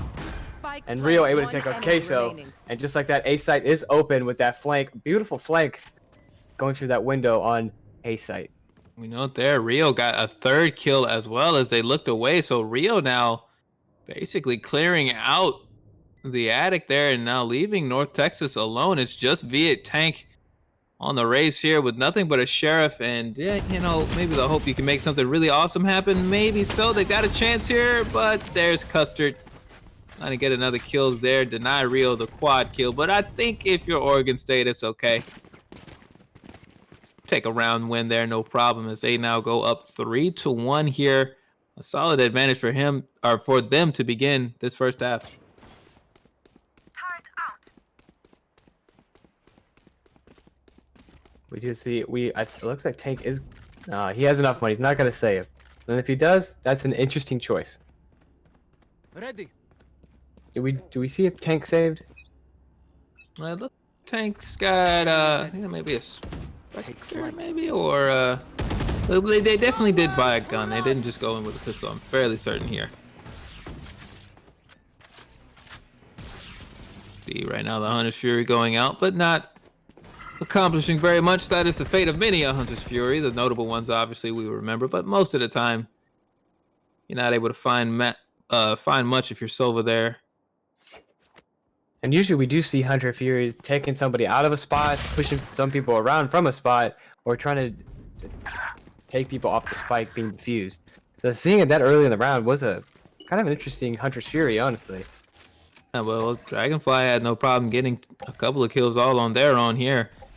They're going to look to make sure B site is open for business. There's damage now getting through the Queso. As Satori on the other side gets 2 kills. Rio and Series fall. And Queso finds Dragonfly, so it's now Custard all alone. They get one. They're going to need a couple more or to get really tricky with this spike if they're going to want to get this round. Queso only has 2 life remaining, however, so there won't be much done for them when Custard and Queso meet. That does not sound like a delicious combination, although I would enjoy either one of them on their own. We do see Queso coming up behind him at Heaven as Satori does come, and Satori getting Custard through the box. And now we see Queso going for that defuse. Well, I'll tell you what, you don't got to worry about how much life you have if you got a teammate shooting that well. Satori does the work here, gets the kill, and North Texas Pool is close now. 1 round difference between these two teams once again. Looks like we'll see the full buy here on the side of Oregon State. And we may just be strapping in here for a nice back and forth affair. Bent through 5 rounds, neither team able to pull fully ahead. You look at the the kill feed here, and it's relatively even, although been a little bit of work done. Series has gotten some shots off, but 3-2 as we begin round number 6.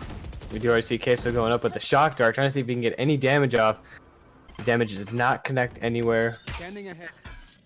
As we do see Queso use the scanning dart, gets one, knowing that they are in B. But just like that, we do see them bounce back. They do not want to be caught up there. As Dragonfly using...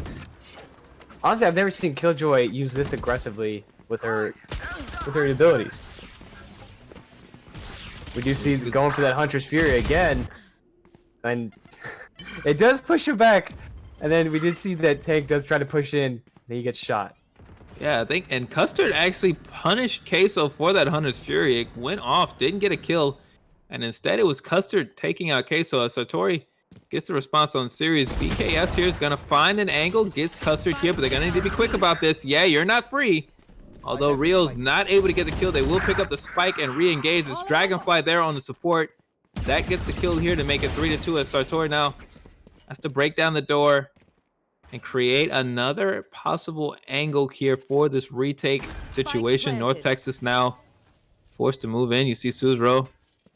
Want to angle things out here. There's trouble on the other side of that door, buddy. There it is. And Suzro not checking the other corner as Dragonfly cleaning it up on Satori. Now attackers 4-2. I don't know if we're going to see another back and forth, or is this where we see Oregon State starting to take that momentum for themselves? I can tell you right now, feels like Oregon State may be just a bit more comfortable with the way things are playing out. You see series right now, your top fragger, and amongst all the members of Oregon State, the lowest amount of kills they have equals the highest amount for North Texas. That doesn't tell you the entire story, but I think it does give you an idea of the situation on the ground as Oregon State feels more aggressive. Obviously, they're on offense, but it just feels like they're a bit more at home as we see Dragonfly get the opening kill on Viet Tank. And I think that's the story of the map so far, is how comfortable Oregon State is with really getting into this and starting these fights, whereas North Texas has been forced to respond. Although a respond they have there. Sartori takes out Neon. Dragonfly gets the response, however, there, and it is now 4-2. Suzro gets a kill there, but they get caught with a gun out of their hand. And there's Dragonfly's third kill of the round, a casual triple for Dragonfly, as we do see another round 1 for Oregon State. Just now we're at 5-2. Oregon State being 5. I think the momentum on this side, they might be grabbing this momentum and taking it now, as we are getting closer and closer to this first half being over. We see Oregon State 1 point away for being taken half of the half. You definitely want to get to 6 to start out with. That's the goal, obviously, for both teams. Well, the goal is to win, but you know, once you reach that 6-point mark in the first half, that you're not going to have a deficit moving into half number 2. And sometimes that can really matter for a team if they get comfortable. But Suzro's not going to try to let that happen. Gets a great shot there to shut down Dragonfly. It's a beautiful shot there across mid. Joke's over. You're dead. Here series is running back, all come out. Viet Tank going to try to get some damage down with that grenade and then retreat into heaven. And it is successful run it back here for series as they do get a kill on Suzro. They'll pop back to the other body. There's a couple of ultimates now coming out on the side of North Texas, but BKS is punished. Neon able to take that out of Satori using her Empress ult. See if she can make anything happen out of that, as Tank has the ult. And we'll have to see if they're going to use it to clear out anything coming in, as Custer does take out Tank. Not able to use his ultimate. As you do see Custer take out Queso. And I'll draw attention to that as Custer picks up their third kill. It was an aggressive move across the doorway there, and it actually successfully baited the read that Viet Tank had, right? They were holding their sights on the near corner, expecting Custer to be very slow down there underneath heaven, and instead Custer hands across. It's just straight side to side, changes the line of sight, wins that first fight, and then it is able to get a couple of more. As it is a 4-point lead now for Oregon State. They look good here, and now they have an opportunity bent to start padding that lead and start guaranteeing themselves a stronger situation when we do get to the second half. We are seeing the side of Northern Texas taking that save round. I'll have to see if this helps them out, or it could possibly, they are obviously going to be making some more money to hopefully have those buys in the next round. So we'll have to see if Texas can take this round, even being on a save round, make it a 50 for themselves. Neon got the kill there through the wall. They're so low on health, but they had a little bit of backup, and they are able to get the kill. And a second on Queso. They do, yeah, they do get that second kill. We are still seeing a 5-2 on the side of Oregon State.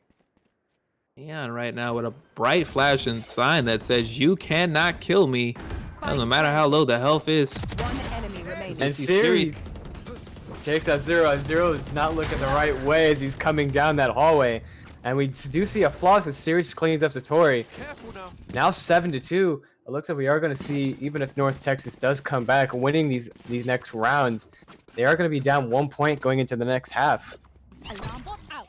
At the very least now, and I got to be honest with you, Ben, I don't see them winning this next round. As you look down at the scoreboard, it's ready Freddy for Oregon State, as they have a massive eco advantage when it comes to these ultimates.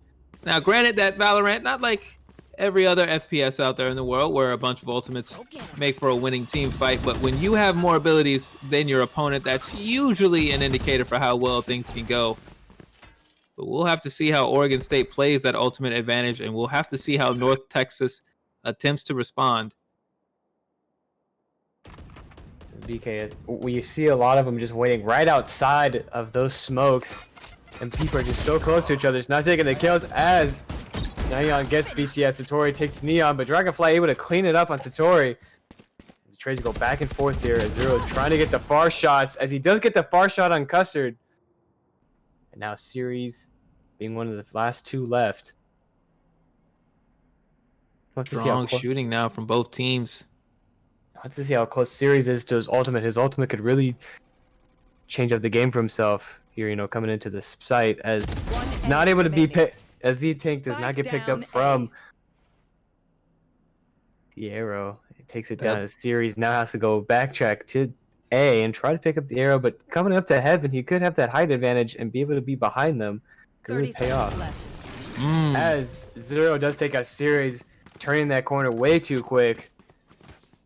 Well, it looks like I miscalculated, Ben. I thought things were going to be looking good for Oregon State. Instead, no ultimates go off, and it's North Texas with a very strong round. They take it. It's 3-7. Of course, if you're Oregon State, you're still sitting on the advantage. Now everyone has an ult, but Suzro has that Killjoy ult, so that aerial denial will be in effect. Via Tank still sitting on that showstopper ult from Raze, so there's quite a bit of danger represented here from North Texas, even as they only have 2 ultimates online at the moment.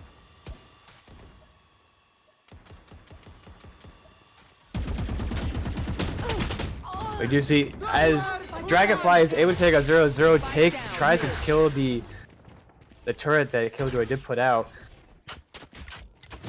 That was a great bait for them, as Neon is going into sight with the Raze ult. Probably not seeing anybody, trying to go for anybody. Don't want to let that see ult go to waste, as Neon. It was right there around the right side, Eli. It was right there.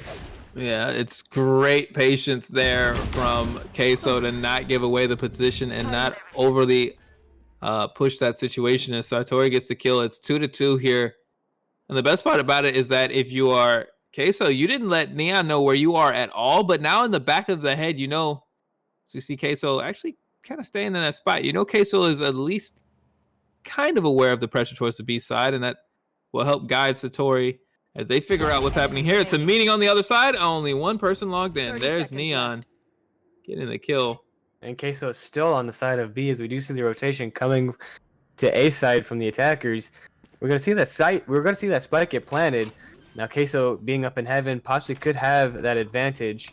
Spike planted. And 1 kill away from having Hunter's Fury. Not going to be able to use it to clear out the site. So you love the use of the drone there to avoid the molly, give themselves a bit of time. They'll get flashed here, but it's hard times to get up there. Series, however, utility into that situation, and the damage taken by Queso does prove to be the difference as Series narrowly avoids death there and instead clutches out that round for Oregon State. So as we enter into the final round before the switch, Ben, it is 8-3 Oregon State. Now, what do you think we're going to see, a 4-8 or a 3-9? Well, you see right now, as far as weapons go, you see BKS there on that Marshall. That's an unconventional pick. You really usually don't see it at the end of the round. It's kind of more of a round 2 or round 3 choice. And so I would have to judge off of that. I think Oregon State has a bit more in the gun department, but North Texas has a lot of ultimates. So I'm not too sure what we'll see here as the final round of half number 1 begins. We might even see the Killjoy ultimate be able to clear out a spike plant area as well. As we do see pretty much 5 seconds to go to A. I wouldn't be surprised if we see the Killjoy ult coming up here soon. The Killjoy ult has been had for a while. You expect it to be coming sooner than later. As Dragonfly does take out Tank, Dragonfly with the spike plant hasn't planted it just yet. We do hear Custer going up to heaven, trying to get that themselves. And there you go, see Dragonfly going for the Killjoy ultimate, pushing people off A site. As they are going on the hunt, as people do try to leave A site. We actually do see both Killjoy ults going down. Yeah, but in this instance, Series was actually able to destroy the lockdown, and there you go. Custer gets a couple there to clean it up, and Oregon State will go into the second half with a strong advantage, 9-3 here over North Texas. So it's a similar situation to what we saw in our first match of the night. And that one, it was the University of Houston looking very strong in the first half. They carried an advantage over to the second half. And though San Francisco State fought valiantly, they weren't able to even it back up. Now it looks like North Texas has to be the underdog, and they're going to have to make up quite a deficit here. But they are on the other side. That said, I don't know if this is actually even worse for them, right? Since that was a very tough round for them when they were defending, and now they have to attack in and try to win, 9, possibly 10 rounds. That's pretty tough. That is, let's see if they, how they're going to do it. They did have a kind of I would say a decent build for a defense side that win there, but now we have to see how they're going to attack as Custer takes out BKS. We're seeing just a cluster of people coming in as Custer does get via tank towards its Series. Surprised that Rio did not get any kills with the shock arrows. He sent it into the crowd, probably got some good damage off. We do see damage between all players here. So, for Reyna getting the heals off every kill. 1 enemy remaining. See Dragonfly take out Suzro. We saw Neon line up that shot nice and easy. And there's Dragonfly with a second headshot there on Satori. So the spike will go down for North Texas, but they'll get nothing else here as Oregon State goes up 10-3 here. I love Neon taking some time, acting like he's still in the aim labs, lined up the shot, didn't rush it, didn't overexert, just one click, 1 kill. That's how you get it done. Now we're already on the 10-3 here. We're only 3 rounds away from this game possibly being over and Oregon State taking this. Not saying they are, but if we're gonna have to see North Texas really start to gird up and make those investments count, because they're going to have to pull a lot of Hail Marys. You're just going to have to fall by and make sure they are on their point there. Well, Neon's going to get the information out that the action is happening over towards here, but they get away with that grenade, but BKS does get the follow-up, so Neon had a brief moment where maybe there was hope to be had, but ultimately it is for naught. And that's a good opening kill for North Texas, but there's Dragonfly evening up the numbers there, taking out Queso. Rio takes out Suzro on the other side. That Ares gets another kill here. And now the life disadvantage for North Texas looking a bit more striking. as they are down an agent. As we do see BKS. Oh, the Phoenix is right in front of him. Sirius was right in front of BKS in the smoke and did not take any shots to see if anyone came in. Didn't want to risk it. Didn't want to give up information. You know there's an Ares on the other side, so you gotta mark that carefully. You see Dragonfly there getting 2. My goodness, 3 kills in a round with an Ares. That is, look, I don't care how poorly equipped the other team is. Getting 3 kills with an Ares, somebody like me, I couldn't imagine it. Okay, couldn't be me. But that's why I'm not in the CVL, except to cast and talk about how strong these players are. As we see Dragonfly try to get their 4th kill of the round. They know Satori is in the site, and there isn't a lot of time here, so and Rio however this case goes. Left. And Rio is on the backside too, ready for that flank, but Dragonfly, as you said, gets that 4th kill on Satori. And now we're at 11-3. Now things are feeling kind of definitive, right? It's a little bit more dangerous for North Texas. You see the rifles coming out here, even though they'll have to go in with light armor, but they cannot afford to fall any further behind. They have 1 more point before it becomes a series of match points. And if you're Oregon State, there's no rush here. You see they're not really even buying up too much, although they still have a few seconds to change it up. You see Siri's gonna opt for that Bucky, and Lord knows we've seen Bucky do some outsized work. It might not be a rifle, but that weapon is very dangerous. I did see Neon just going for the frenzy, not going for really, too much of a weapon here. Just it is an automatic pistol, so it can do work. Real shock dart. And we did get some good damage from that shock dart. Second shock dart going out, tagging up a little bit. Because Rio's done some great damage. Not able to get the kill, but just the damage he's put out already has gotten 2 kills for their team. As Sirius takes out 0. That's a great bit of tandem work there. You mentioned it. It'll be Sirius who gets the kills on the score line, but in effect, it was a lot of great work there by Rio, tagging up the stack here as Dragonfly gets another kill with that Ares. They take out Queso, and there's the spike carrier down. You see that ultimate is charged up here as Satori gets their 2nd kill of the round. That's another job done there, and Via Tank takes out Custard. Texas now with an option. As Sirius gets a kill here, he's going to be low on health, has a chance to heal up, and you see now going to fully heal up before beginning this fight. It's Sirius and Satori 1-on-1 with the spike down. And we Sirius wins it. It is match point for Oregon State. But we did see her go for the heals and has that overheal, a little bit of health. 29 extra point or a couple, extra points. And Sirius seeing, and Sirius gets him. I thought Sirius saw and just said, "Nah, I'm not even gonna do it." He turned around. He turned back. He's like, wait, I gotta kill this person. And Sirius had to be like turning and just like, nah, that wasn't. Wait, what, are you? Oh my God! Like that. Well, there you go.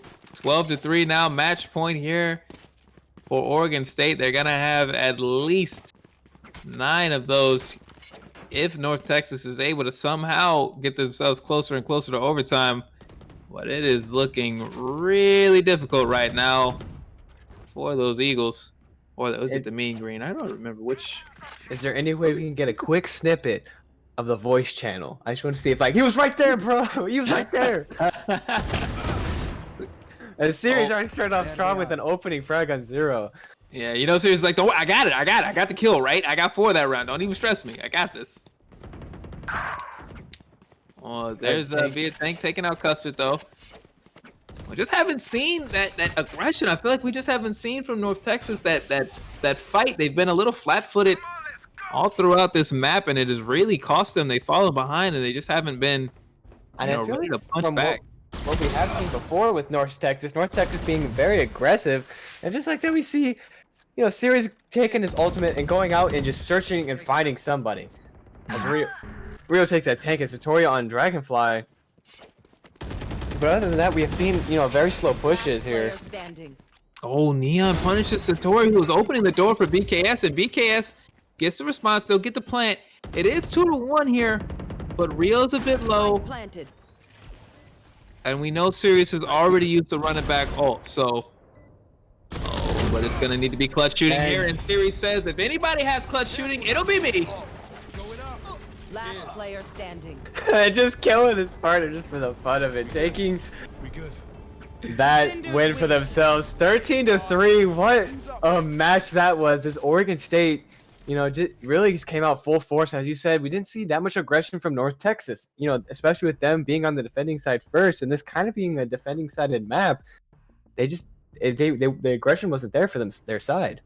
Yeah, no, it was a flat effort for them tonight, and you know, it's a frustrating situation for them to have. Obviously, they would have loved to have done better today, but they were unfortunately just not able to get anything going as they fall 13-3. It was Series and Dragonfly just kind of taking turns, dominating rounds, and in the end, Oregon State with a beautiful scoreline. You know they're going to be happy about that one. Series with a couple of 4Ks, technically 4K in the last round if we count griefing your teammate and killing them before they could defuse the spike. I mean, it was pretty funny. You know, just throwing a more in, just like, I want to defuse the spike. No, I want to defuse the spike, and then he dies because there's a molly and a flame on him. But it's a great way to end it, I guess.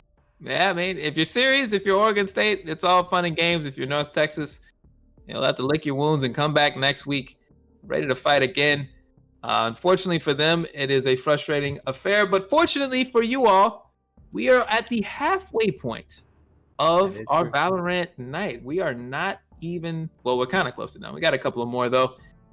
We will be taking a break here, but when we come back, it will be Texas A&M going up against Cal State University Dominguez Hills.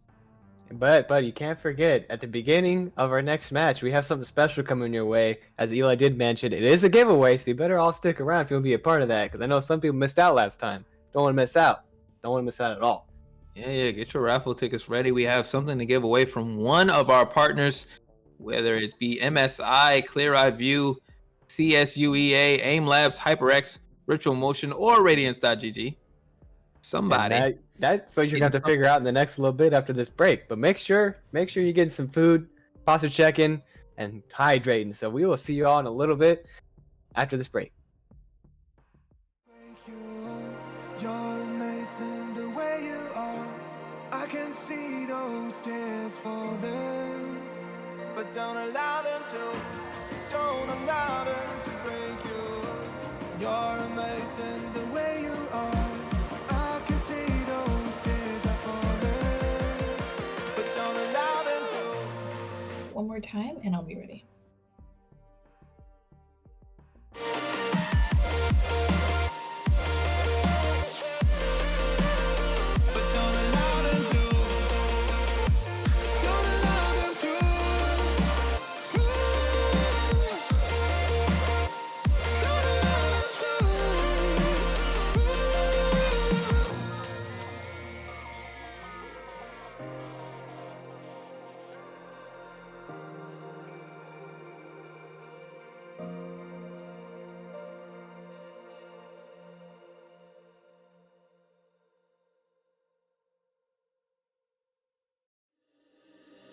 Living by the wayside, distant thoughts are getting high.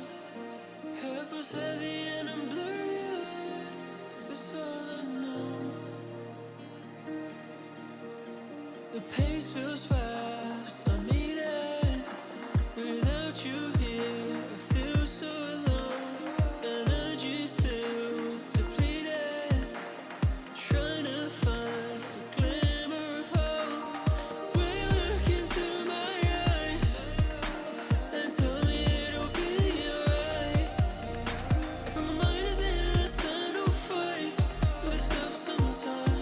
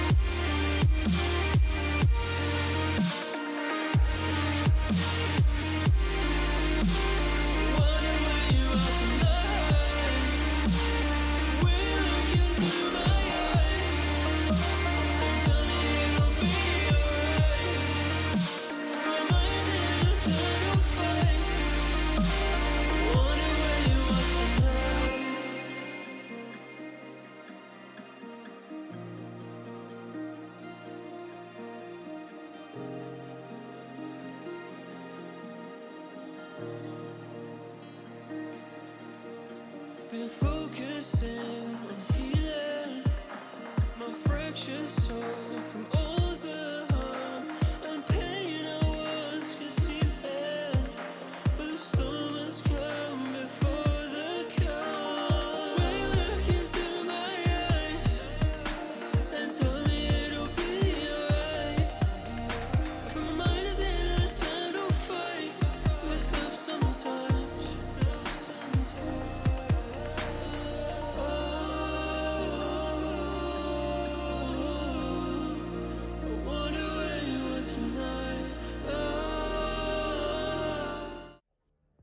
Welcome back, you filthy Valorant casuals, to Season 2 of the Collegiate Valorant League, hosted by the Gamers EDU, hosted by me.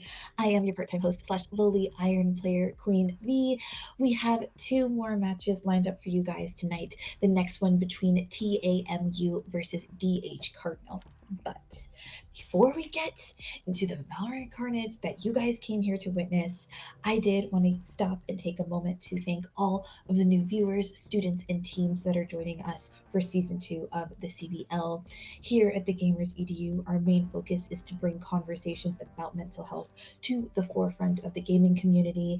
It isn't talked about enough, even though it really affects all of us, be it firsthand or secondhand, and we want to be that inclusive and that safe space for you guys. And if you are struggling mentally in any way, we do encourage you to reach out for help. And if you don't know where to find that, you guys can check out our panels. Our website link is down there. There's all sorts of resources that you guys can access if you do need. And because they are supporting us in this big mission of ours, I do gotta thank our sponsors. Thank you to HyperX for outfitting all of the Gamers EDU crew in our very own HyperX headsets, but for also giving you guys in chat a chance to win your very own pair.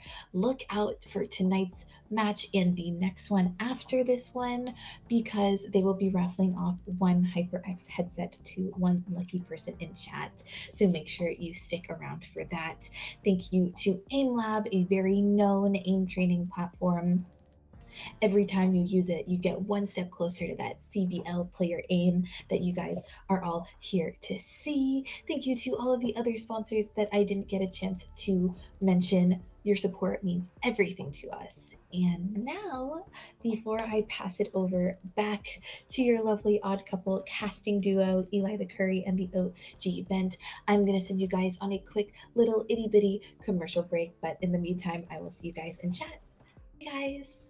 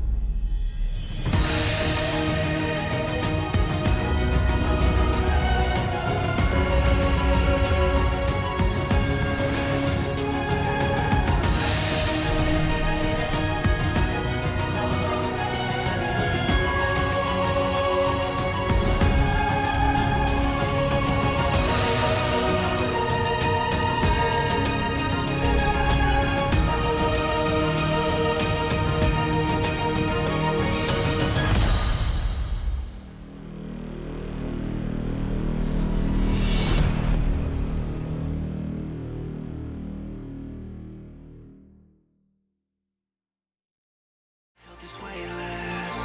If anything, it's you that caused this.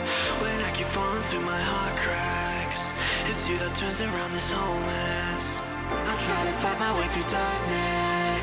If anything, it's you that stopped this. When I'm surrounded by the heartless, it's you that turns around this whole mess.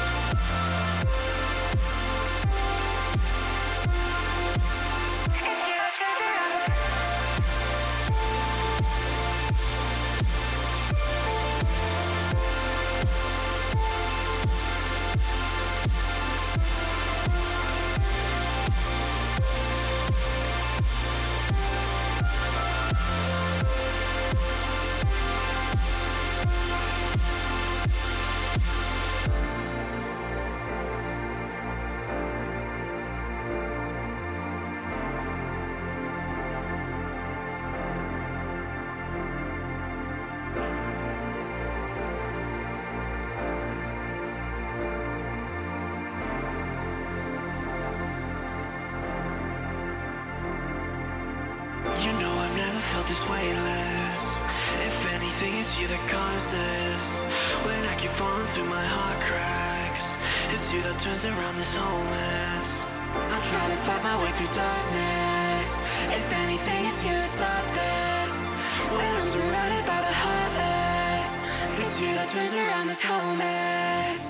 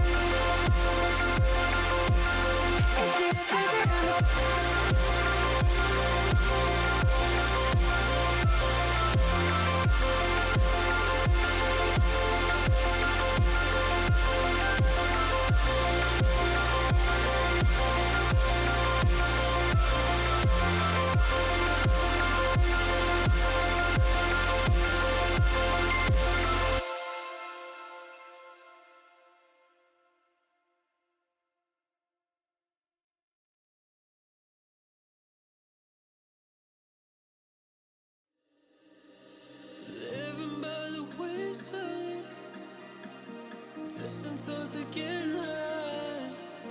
Head was heavy and I'm blurry-eyed. That's all I know. The pace feels fast. I mean it. Without you here, I feel so alone. Energy still depleted. Trying to find a glimmer of hope. Will you look into my eyes and tell me it'll be alright? For my mind is in an eternal fight with stuff sometimes.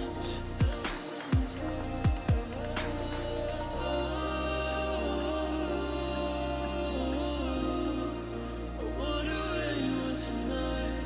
I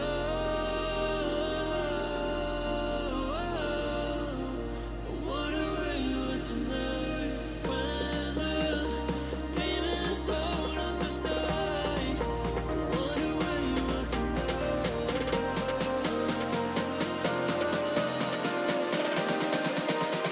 I wonder where you are tonight.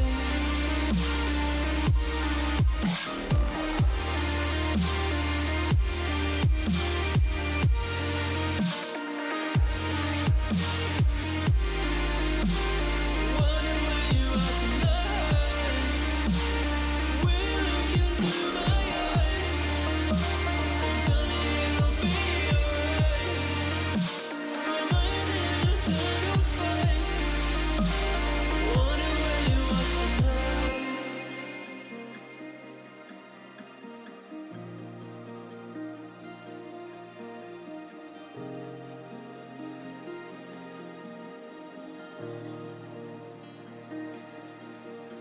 Been focusing on healing my fractured soul from all the harm and pain I once could see then.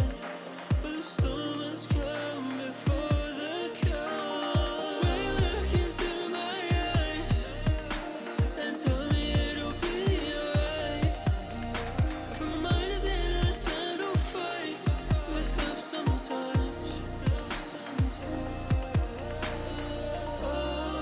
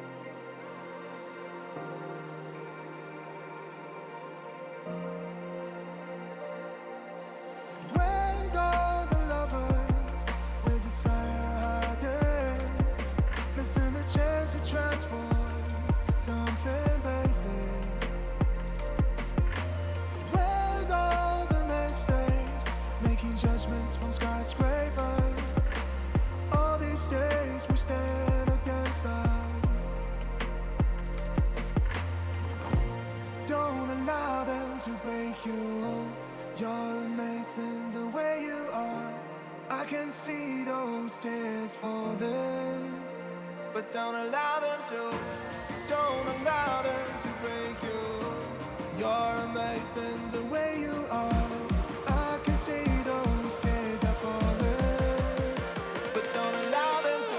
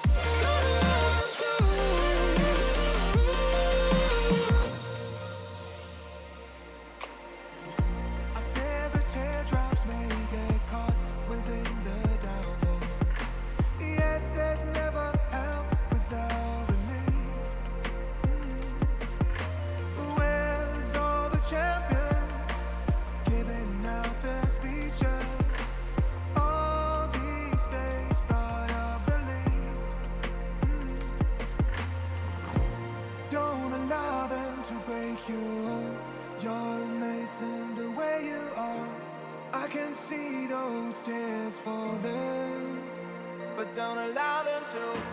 Don't allow them to break you. You're amazing the way you are.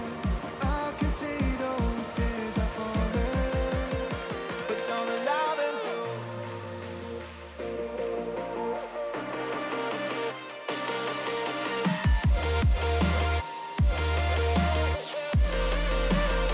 But don't allow them to. Don't allow them to.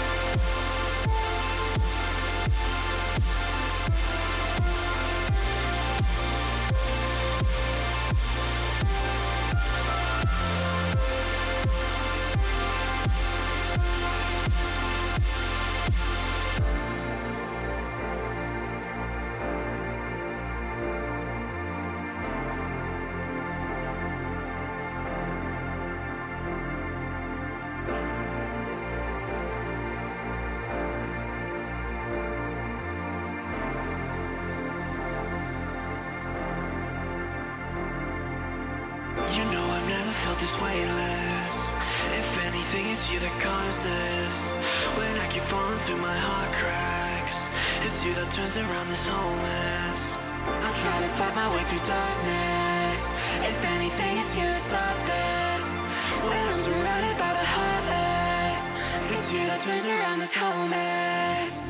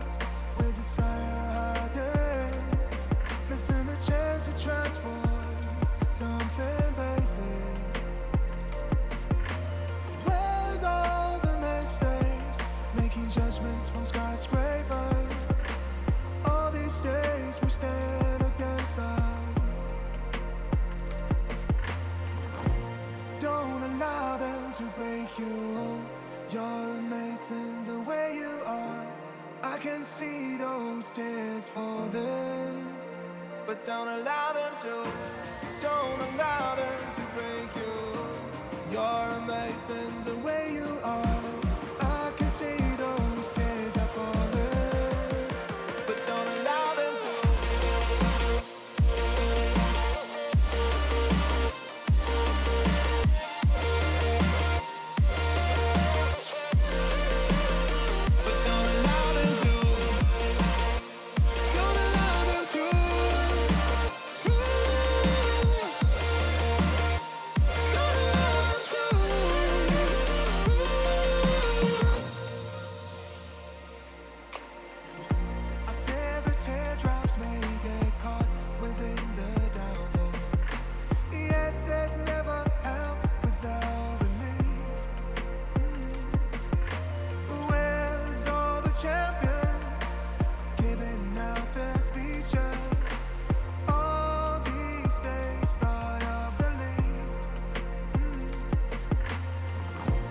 Don't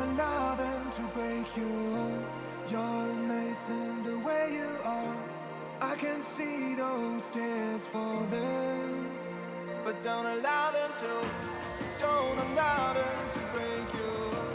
You're amazing the way you are. I can see those tears are falling, but don't allow them to.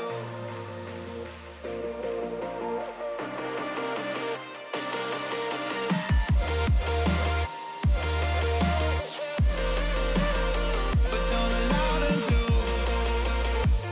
Don't allow them to.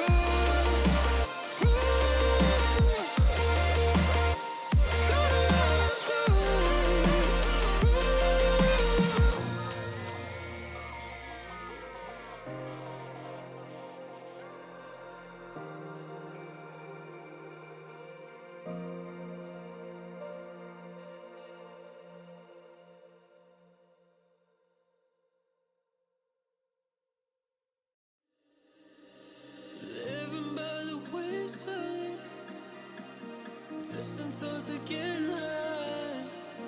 Head was heavy and I'm blurry-eyed. That's all I know. The pace feels fast. I'm eating without you here. I feel so alone. Energy still depleted. Trying to find a glimmer of hope. Will you look into my eyes and tell me it'll be alright? For my mind is in an eternal fight with stuff sometimes.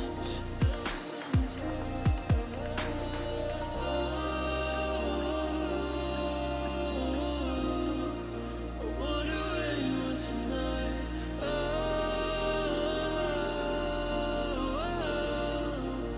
wonder where you are tonight. When the demons hold us so tight. I wonder where you are tonight.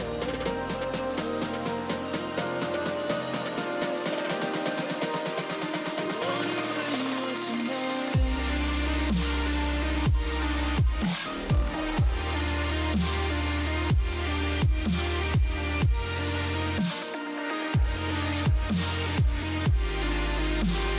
Wonder where you are tonight.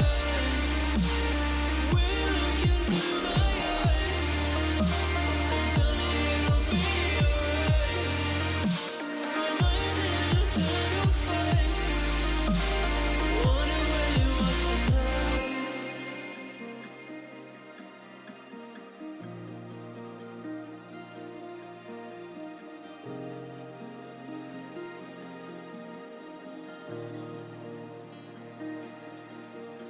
Been focusing on healing my fractured soul from all the harm and pain I once concealed. But the storm has come before the calm. Will you look into my eyes and tell me it'll be alright? For my mind is in an eternal fight with stuff sometimes.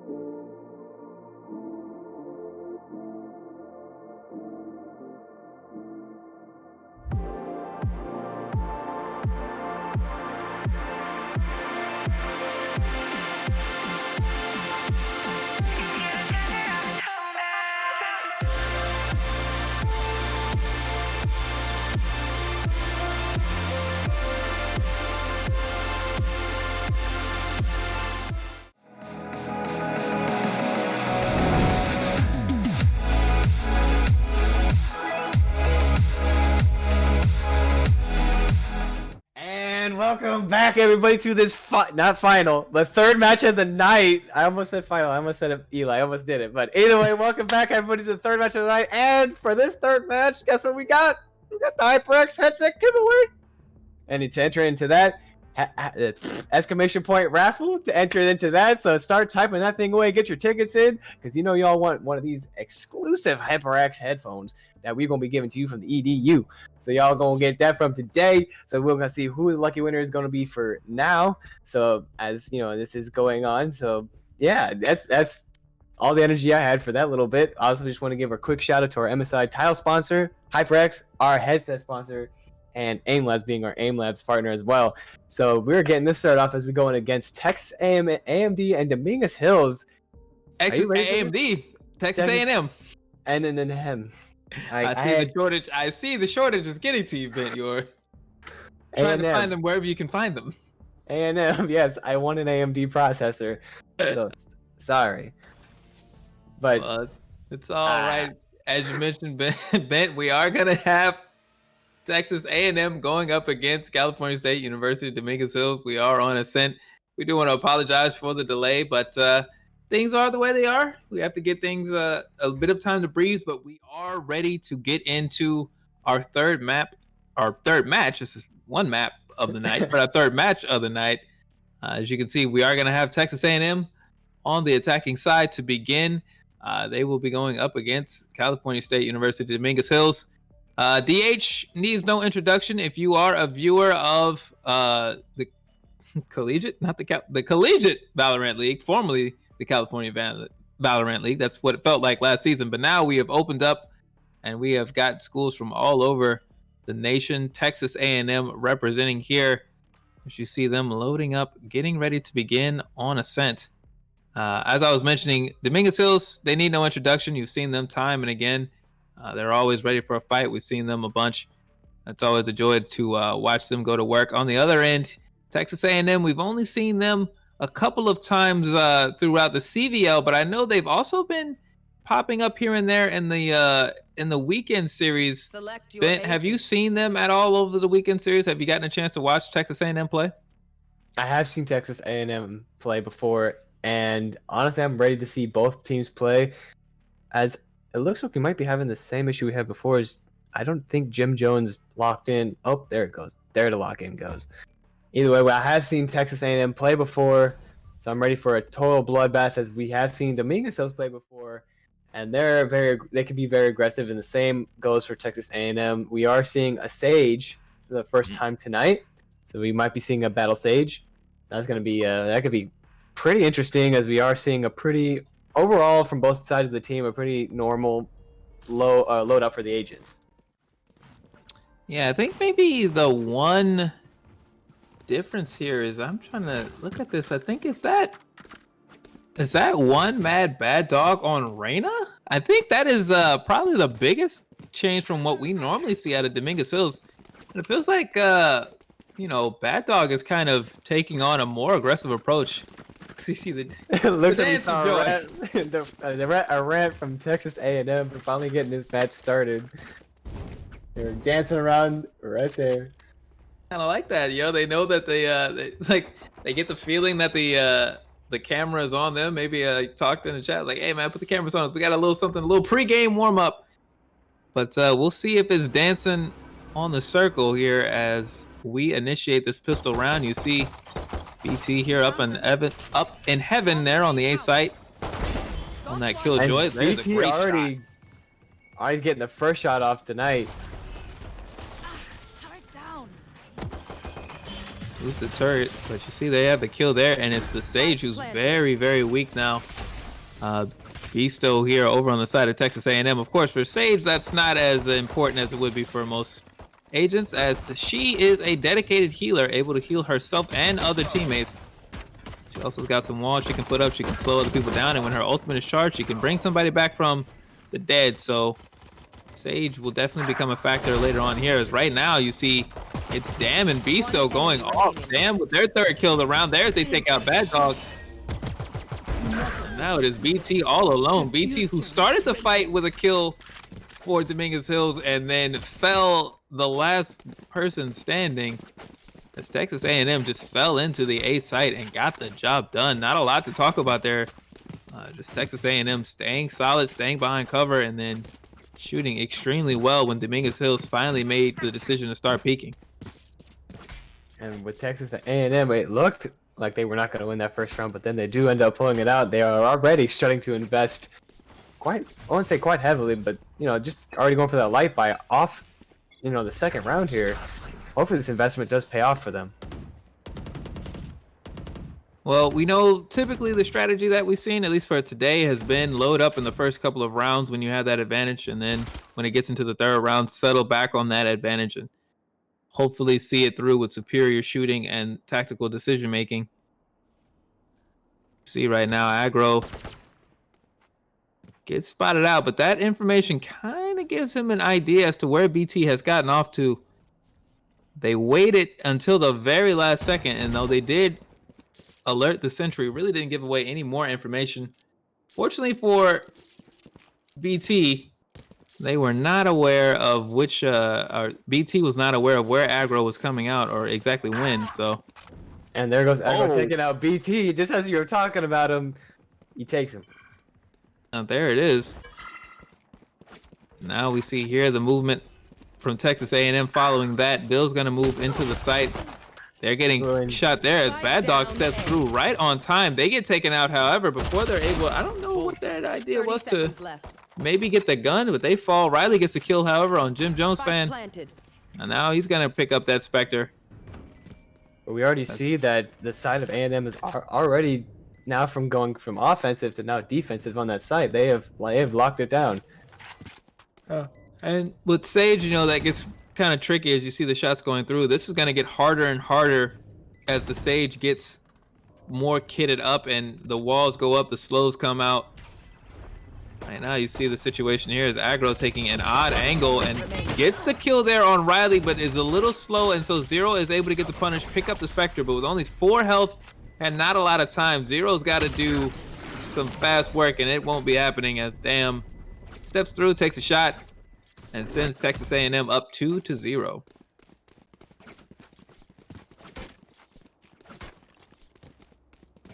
Already, you know, coming out of that second round, it seems like A&M did choose very well to go with that, you know, initial investment. As again, we are seeing another investment into round 3. A&M going for full buys here, or for the most part, full buys.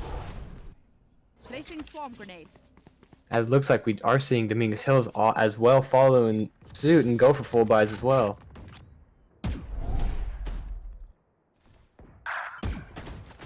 Damn, they're getting the first kill of the round again. They're taking out Baby. I am seeing a lot of Texas first bloods in these rounds so far. Yeah, it's you know, it's kind of the opposite of what we saw in the last game from North Texas, right? Where they fell behind because they were a little weary of engaging in some of these fights. On the other hand, it's Aggro living up to the name, taking fights and winning them. That's what you of course want to see on the Jet, but it's the work and the execution working for Texas A&M as we see the double smokes go down here. Try to create some room as they get the kill there on BT. Zero's going to be able to punish Aggro there for that move up, but the spike is down, and it is 3-2 as A&M once again gets to set up and work this post-plant game. They've been very comfortable to win like this, and they have punished Dominguez Hills as we see Beasto get the kill there on Riley. Hero gets their third kill here. You know, we might get your 3 favorite letters flashing up on the screen here, Bent. We're not far from it. Oh, but Dill gets the flick and the kill. There you go. It was close. It was close. I wanted those 3 letters to pop up, but they didn't. But we are seeing, just like that, Texas takes it again. Now 3-0. Looks like they're starting to get that momentum. We'll have to see if Domingo Hills can break the momentum. Yeah, and as a contrast to what we often see, it is Texas A&M who is loading up here. And it is unfortunately Dominguez Hills, at least unfortunately for Dominguez Hills, they are forced to save up, and now Texas A&M really looking to start running the score up. See Dill, hero of the last round, getting some damage there, forcing the 0 to fall back there as Bad Dog takes out. BCO takes out Mad Dog. And BCO gets the revive on aggro. And Damn again takes out another kill. And we already see a Sage ultimate revive this early in the round as well. And these are the frustrations there is Bad Dog gets to respond in the chat. Aggro's like, nice shot. You killed me. Too bad you're the one who's dead and I'm the one who's alive. Just Sage things. That's little things that matter. And just like that, Aggro gets Baby attackers winning. Is it technically a flawless? Would you say it's a flawless? I mean, you forced the Sage to use her ult, so it wasn't perfect, but that's what the ult is for. So I think if you're Texas A&M, you'll chalk it up as a strong run. Damn, right now is looking flawless. You see 7 kills, 0 deaths through 4 rounds. That's a very hot start, and it is Texas A&M who is loaded up. They are flush with cash. Dominguez Hills, not as much, but they are able to buy in. We see Riley there with the Odin. Everybody's got their full armors. Everybody's going to be kitted up as Dominguez Hills looks to finally break the streak being put together by Texas A&M. Dill with another monster flick onto one Mad Bad Dog.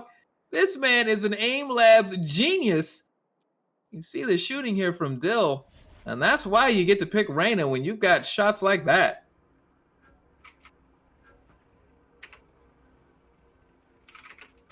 Here on the other side, Damn patiently awaiting the call to initiate the smokes over towards B site.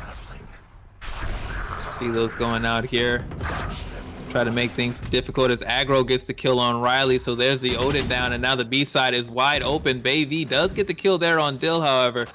It won't stop the plant going down, but a second kill for Bayv on Beasto evens up the numbers here as Dominguez Hills enters into the B site looking to get themselves on the board for the first time this map.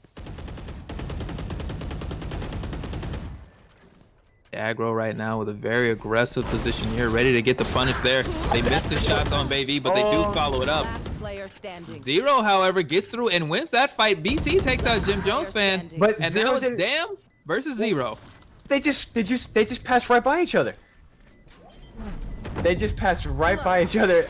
And Damn gets 0 as they pass right by each other in the smoke. I don't know how that happened. And his Damn is now 9-0. Hasn't even died yet over these 5 rounds. Damn right now looking really impressive. Aggro living up to the name, and Beasto showing you why Sage, in my opinion, is one of the more underrated agents in the game. I feel like a good Sage, a ready Sage, makes things so difficult for the other side. I feel like she just makes it a much more difficult game to play. And when you've got somebody going off like Damn, is the last thing you want is somebody making it even harder for you. As you see Dominguez Hills struggling to get themselves together. They're already down 0-5. And on a save here, it's not looking great, but we've seen thrifty rounds occur. It's just on a map like this, you do not want your defending half to be starting out this poorly.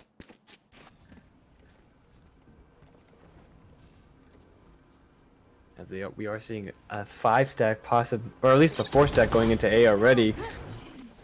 And we did see 0 get Damn, and that is his first death in this match. So Damn's run for flawless is cut short, but it is a superficial aim to have. You know, Texas A&M really just cares about winning, but it looks like they won't get this round as Riley gets the kill there on aggro, and somehow the flame has been lit for Dominguez Hills, as even with the slow start and with the weapons disadvantage, they're up huge in round number 6.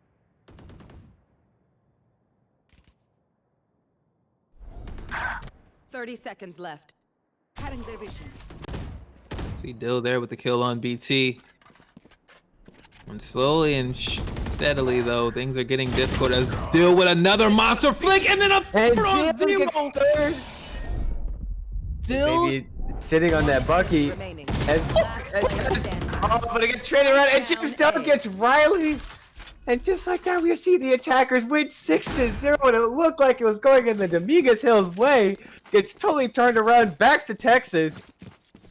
Oh my goodness, how do you do that? How do you win that round? Dill with 3 straight monster kills, and then it's Jim Jones fan in the end clutching it out, and just like that, Texas A&M with a 5-2 disadvantage, still winning that round. They're up 6-0. But if you're Dominguez Hills, at least you did earn some money here. You see the Vandal out here for Riley. They are loaded for Bear again, but at this point, it's got to feel very frustrating as they try to figure something out here. Baby, once again, getting killed there on Dam. So after that hot start, Dam falls first in back-to-back rounds. But if you're Texas A&M, you know, you're happy to proceed anyway. As BT there gets a kill on Dill. Well, there's the 2 top slayers down. Maybe. Dare I say it this time? Gets BT. As Riley is coming around, I think, do we have someone up in heaven? We do have heaven being watched by the other jet, as we do see shock darts going out after shock darts, and no damage put out just yet. And after just already jumping in there, does get taken out by Riley. He does get slowed because of that sage. But James Jones gets 2 with the shock arrow on Baby and Riley. Well done there. They were very low, and that was the plan for Jim Jones fan. They slowed him down. They got the damage through, and now Zero and has he to move jumps back. in front of James Jones for the clutch. 7-0 now. Sorry, Eli. I had to just jump in there and get it out. It's all right right now. Dominguez Hills got to let it go. They got to let it out as they are getting crushed right now. 7-0. And it just seems like no matter who's standing for Texas A&M, it doesn't matter who falls first. They're just all stepping forward to get things done. Dominguez Hills, I'm not gonna make it stated as an excuse. There is no excuses here. You got to perform with the people who are here. But they're working on a substitution. It was a late situation for them. As you see the aggression now, they push up. Aggro AV, but Bad Dog takes out Aggro, so it's a 2-for-1 trade for Dominguez Hills. I mentioned that they were a player down and they were just able to get a sub in time, but really you're just getting overwhelmed here as Texas A&M is able to even this lead back up. Riley taking some damage there. As Zero takes out Dam. Now given the advantage, but look at Dill there on the response. Texas A&M never allowing themselves to fall too far behind in these rounds. Enemy remaining. As Dill. Okay, we might just need to keep eyes on Dill for a little while. There's Jim Jones fan looking really nice there with the clean clutch up on the round, but we might just need to keep eyes on Dill because something has happened right now with these flicks. That's Aim Labs. Aim Labs partner right there. You know, Dill's really just slicing away at that Aim Labs. Right, just grinding it out and just amazing work here. 8-0. Overall, well, I have to ask, does Dill like pickles? I just want to know that. I just want to know if he likes pickles. I mean, if he has the name, does he like pickles? I just want to know.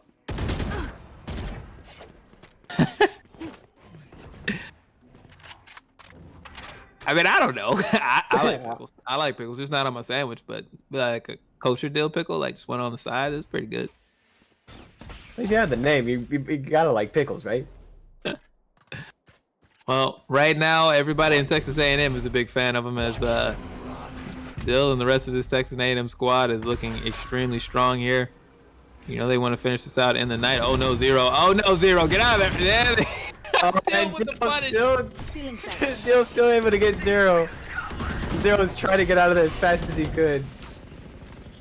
And here, I think that's Bad Dog's Reyna ult that goes up as Baby takes out Aggro. Baby with a second kill there on a damn. Baby looking good. There's 3. Baby on Jones. And they Blaze come up Storm. with the ultimate, but Dill shutting him down. And Beasto's gonna get the no, they got the ultimate off, and then Bad Dog punished the ultimate. Aggro falls again as Riley gets the wallbang kill here on the Dill. Beasto is left alone. The ultimate's gone out. They're gonna get detained here by this Killjoy ultimate, and Riley will get the kill, and it's finally around here for Dominguez Hills. As Bad Dog with a great job there to punish Beasto's ultimate usage. You hate to see that happen. You come back to life. All right, cool. I get to make up for it. And then you die again. You know, all the times I've played in Valorant, and to be fair, there, and if I don't know if this person is watching, but Flexi, one of our hosts, always likes to play Sage. You know who she uses the bait? Me. When I die, she baits me and I die because she always reses me. That's just a little side story for you guys. There you go. Oh my goodness, Riley. Down A. What a job there by Riley. Gets a couple really good tags and then takes down one as well, taking down the Sage. Does not have the ultimate, so can't get the revive anyways. But still, just another player down right off the bat as Riley already takes down another one. Aggro, as Jim Jones fans does trade it back to Riley. As Dam is already on the site, getting ready for anyone to pop through that smoke. Still just waiting to see if anyone's going to come out. As the smoke is going to go down here in the next couple of seconds. Ooh. And just like that, BT takes out Dam. Great shooting there by BT. Beautiful awareness. One enemy remaining. See, Dill gets one there, but BT will finish that off. And now the Hunter's Fury comes out from Jim Jones fan. They're safely away here. They're going to punish that defuse. It got to the halfway point, however, and Jim Jones fan does not have a lot of health. You see Bad Dog gets a kill there. And it's well timed for Dominguez Hills. A beautiful retake. They are still down 8-2.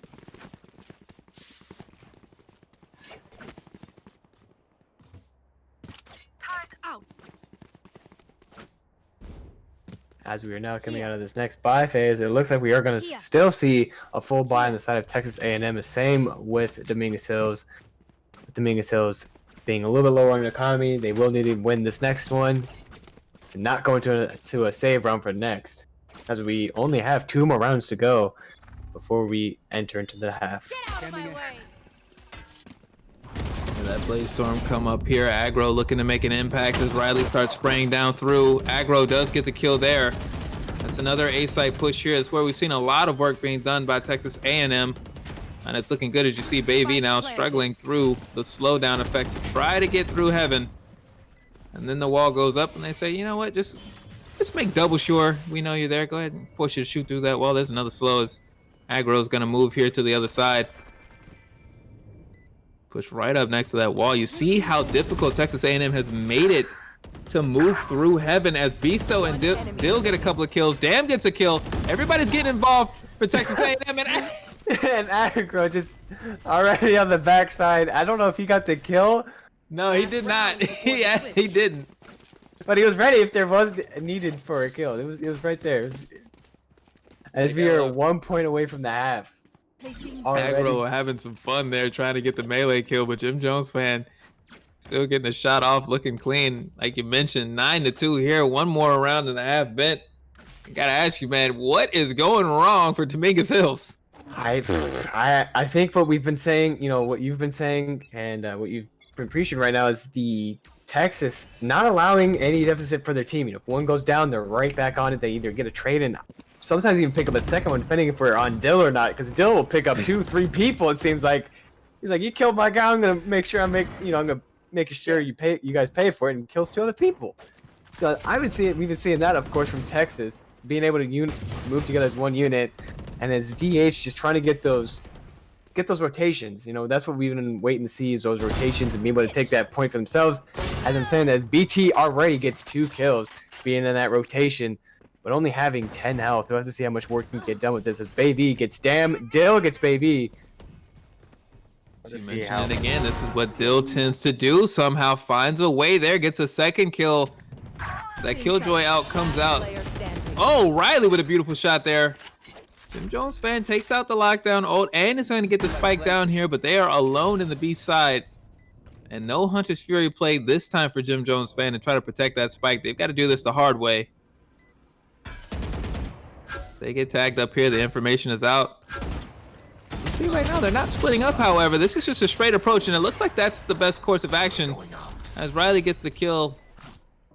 And we will go into the second half with Dominguez Hills trailing Texas A&M 9-3. Switching sides. Now we're, switching sides here. We did see a very aggressiveness from their side. So I think, being on this different side, this could also be very opportune for them.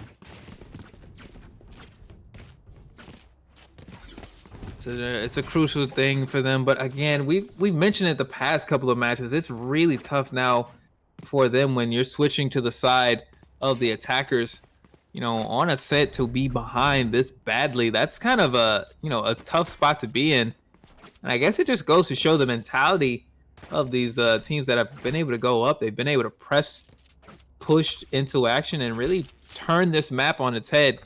Dominguez Hills is gonna have to do the same if they want to get back into this.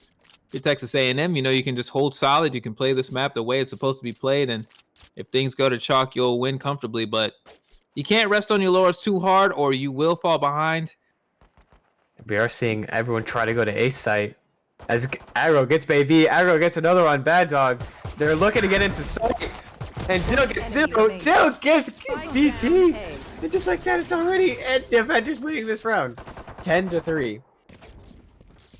We don't have cameras up. I hope we don't have cameras up, but my face, Ben can tell you, my face right now, looking at this shooting display from Dill, it is, I can't tell you if I'm seeing something amazing or I'm seeing something nasty. It's just, I tell you what, if these are pickles, these pickles is spoiled right now because Dill is looking really sick. I was gonna say, I think, as we were looking on Dill, your face went from super serious to like a sourness, so you were like nasty and happy. So it's like the pickle was just so good, but then it had that extra vinegar taste on it. So yeah, it's just the way things are going right now. As you see, Riley, I get that sonar arrow out. It gets shot down here, but that also tells you who's in line of sight. As Dill gets the kill there on 0, Riley is able to get Dill, but look who's there. It's Aggro with 1, 2, 3, 4 kills. It's faster than we can even commentate. Bang, bang, bang, bang. It's a bang, bang, bang, bang, bang, bang, bang, bang. To 3. We saw a 13-3 score earlier tonight, and it looks like things. It's amazing. Our first match of the night started off 8-0, and that may end up being one of the closer matches of the night. As I don't. It was 13-7 so far was our most back and forth match that we've had. Yeah, something like that, right? Yeah. And now Texas A&M, they're up 11-3. You see Bad Dog with the Vandal. There's at least some weaponry out and available for Dominguez Hills. But man, oh man, you can tell they are being punished right now for the downtime before the start as Aggro gets the Blaze Storm up. But Delay stepping through here, they will have a bevy of targets, but sometimes that can be a bad thing. But yeah, Aggro he's taking all the aggro. At 3, there's 3, 2 more, and he has that ace. One enemy remaining. Oh, Bill shuts it down. That's not gonna happen. But I think they're gonna get another round as we see Aggro just ignoring the sentry. What a jerk! Poor BT, all alone here. We're gonna see who wins this as Aggro goes in there, but BT is able to shut him down. But damn, comes around and shuts BT down.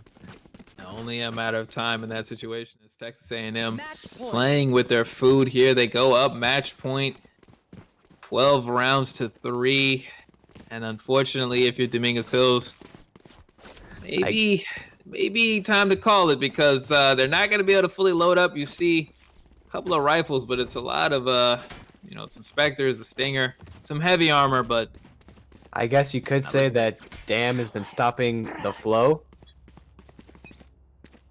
It's You could say that. yeah. It was a far reach. I know. I just wanted to say it. That's all right. Well, there's Dill with another kill. Baby falls here. Bad Dog gonna pop out here. Aggro? Hello? Did you see that? Okay. Well, there's Dill again. Did Dill get taken out? That's what I want to know. No, Dill's still alive here. Up as Zero gets in and gets the plant here. It's going to go down over in A site. As Dill's experiencing a lot of pressure there. Bad Dog gets the kill. Riley taking a lot of damage to the boxes there, however, down to 10 health. And there's Jim Jones fan with the tack there to get the kill. Zero, you see here, chilling underneath heaven. It is 3-2. Correction, 2-1 as his kills come through. And there's Dam to get the shot there on Zero. And it'll be GG's all around. There's 13-3. Unless they forget to defuse it. But there it is, 13-3 with Texas A&M winning a really good game. I mean, you all just saw it. You can't, play it down in any way. Texas came in with fire and passion, and they kept that all the way through. Yeah, I mean, it just goes to show you what work in the lab does. Dill just seemingly unstoppable in these direct fights too many times. Dill able to turn, get a flick, get 1, 2, or even 3 kills in a row. The same way for Aggro and Dam.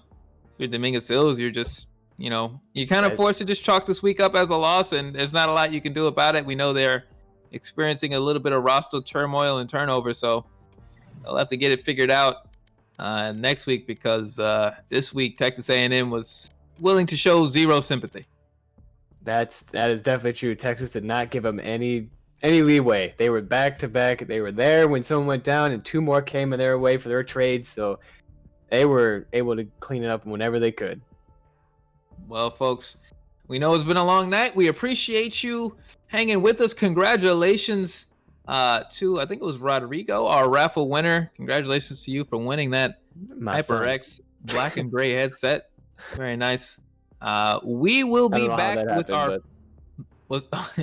Yeah, somehow he's my son, I guess. I don't know. Yes. We will be back with our final match of the night. It will be a California State Classic as California State University Long Beach takes on Cal State Fullerton, and our final match of the night for the OG Bent. I am Eli the Curry here, the Gamers EDU, bringing you the Collegiate Valorant League, and we will see you on the other end of this break.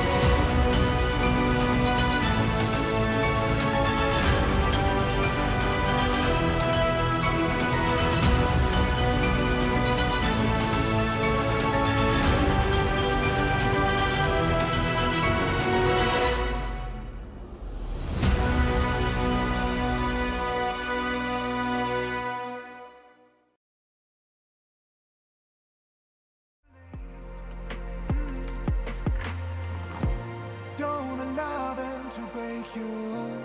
You're amazing the way you are. I can see those tears falling, but don't allow them to. Don't allow them to break you. You're amazing the way you are. I can see those tears are falling, but don't allow them to.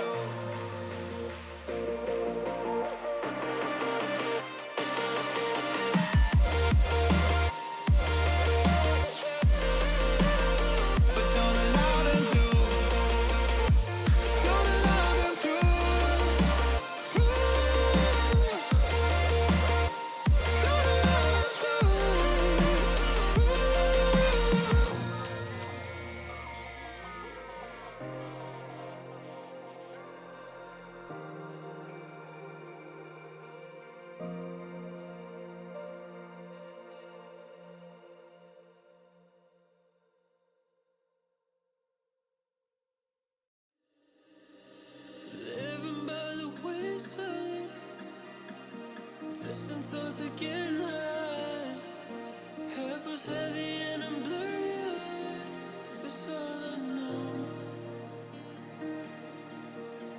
The pace feels fast, I'm eating. Without you here, I feel so alone. Energy still depleted. Trying to find a glimmer of hope. Will you look into my eyes and tell me it'll be alright? If my mind is in an eternal fight with the stuff sometimes.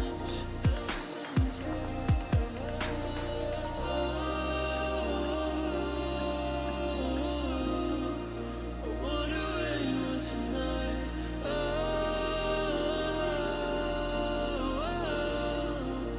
wonder where you are tonight.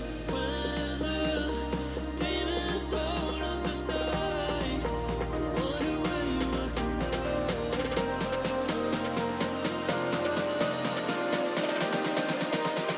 I wonder where you are tonight.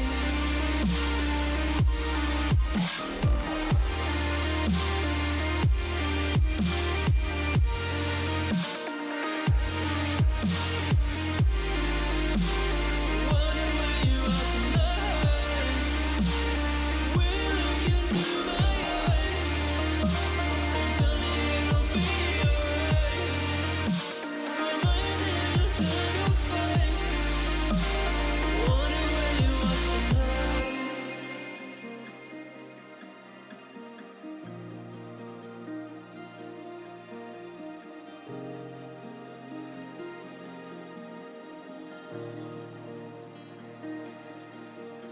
Been focusing on healing my fractured soul from all the harm and pain I once concealed. But the storm has come before the calm. Will you look into my eyes and tell me it'll be alright? If my mind is in an eternal fight with the stuff sometimes.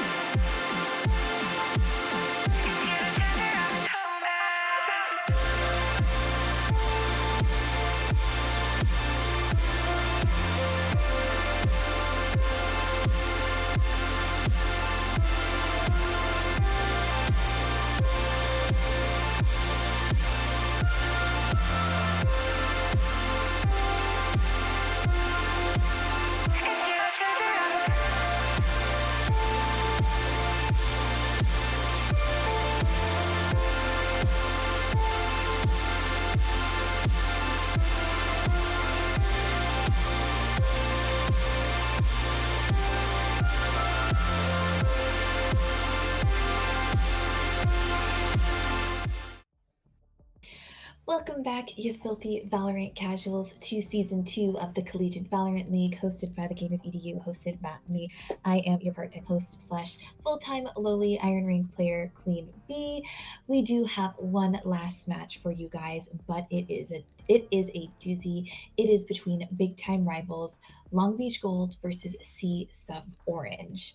But before we get into the Valorant rivalry that you guys all came here to see, I did want to stop and give a huge welcome to all the new viewers, all the new players, and all the new people that are joining us for the league this year for the very first time. Here at the Gamers EDU, we do strive to bring conversations about mental health to the forefront of the gaming community. There aren't enough inclusive, safe spaces that we can have them, and we want to be that for you guys. And if you are struggling mentally and you do want help, please feel free to check out our website down below in our panels. We have exclusive resources that you guys can access about mental health if you do need them. And I do want to say thank you and give a big shout out to our sponsors. They are supporting us in this mission. Thank you to all the sponsors that I didn't get a chance to mention tonight: Entertainment Alliance, Ritual Motion, Gamers Outreach. Thank you to AIM Lab, which is a very well-known aim training platform that brings everyone one step closer to having that CVL certified aim that we all know and love. And now, before I pass it back over to your casters for one last match, the lovely Eli the Curry and the OG Bent, I did want to do the shameless self-promo thing. I stream Valorant every Sunday at 9 p.m. Eastern Time with CVL players. So if you guys want to watch the carry live and in stream, make sure you hop on over to my channel, which is twitch.tv/queenbislame, all one word. In the meantime, I will be in chat, so I will see you guys there. Bye, guys.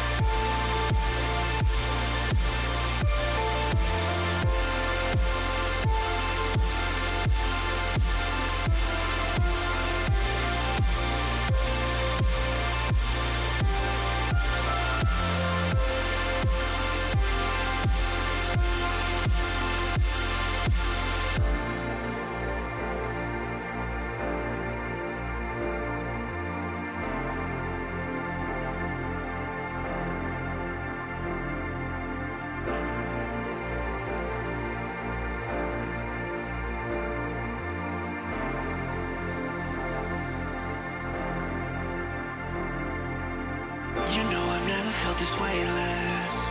If anything, it's you that caused this. When I keep falling through my heart cracks, it's you that turns around this whole mess. I try to fight my way through darkness. If anything, it's you that stopped this. When I'm surrounded by the heartless, it's you that turns around this whole mess.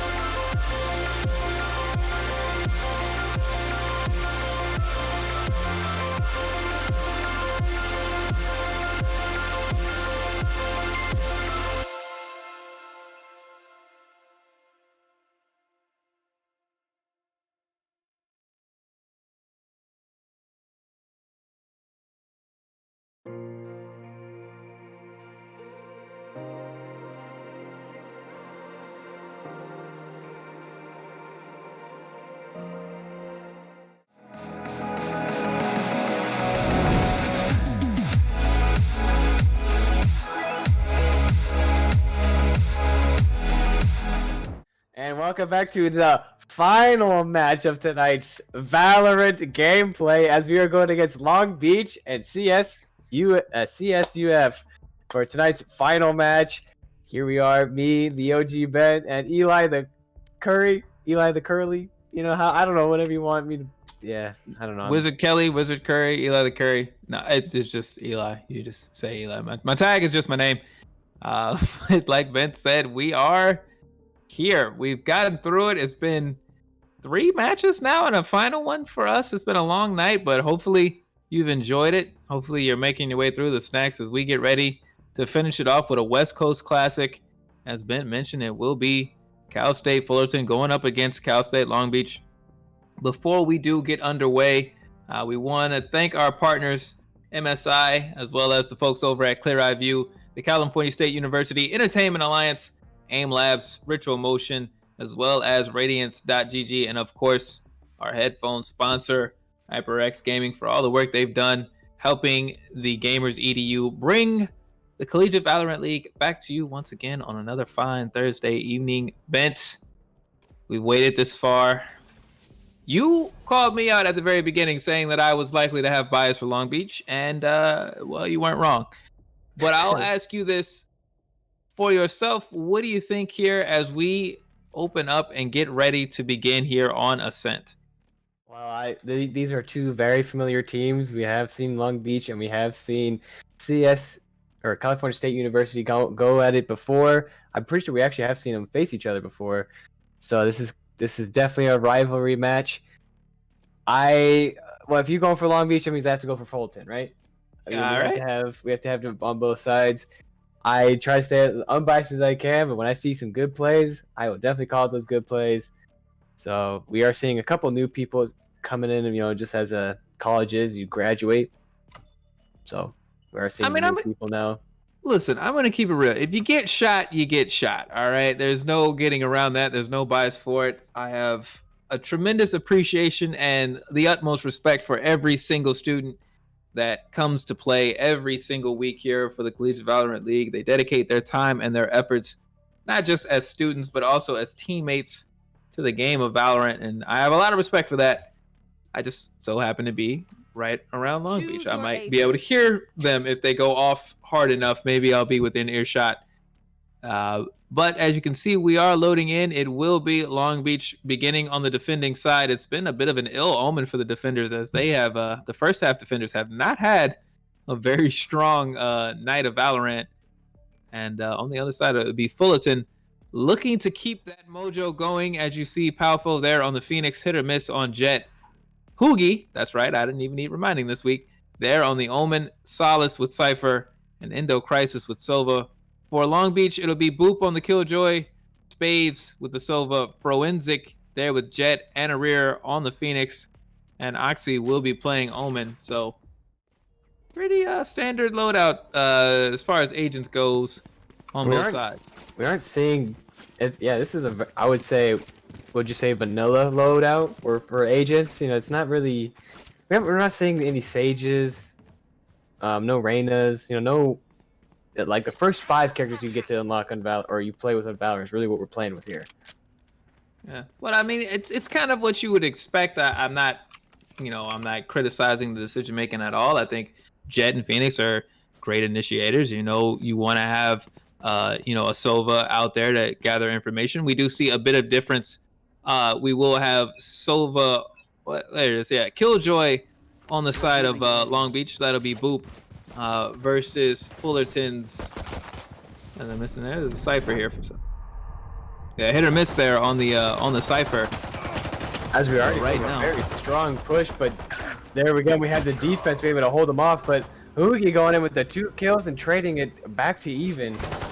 But then it goes back to get that health as being a Phoenix, healing himself up. Player standing. And just like that, we have defenders only having 1 left as Spiders is being the last one, as Fullerton has 3 left.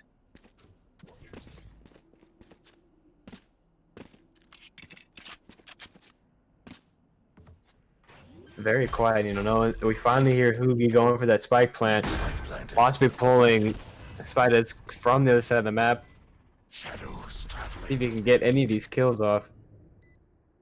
Scanning ahead.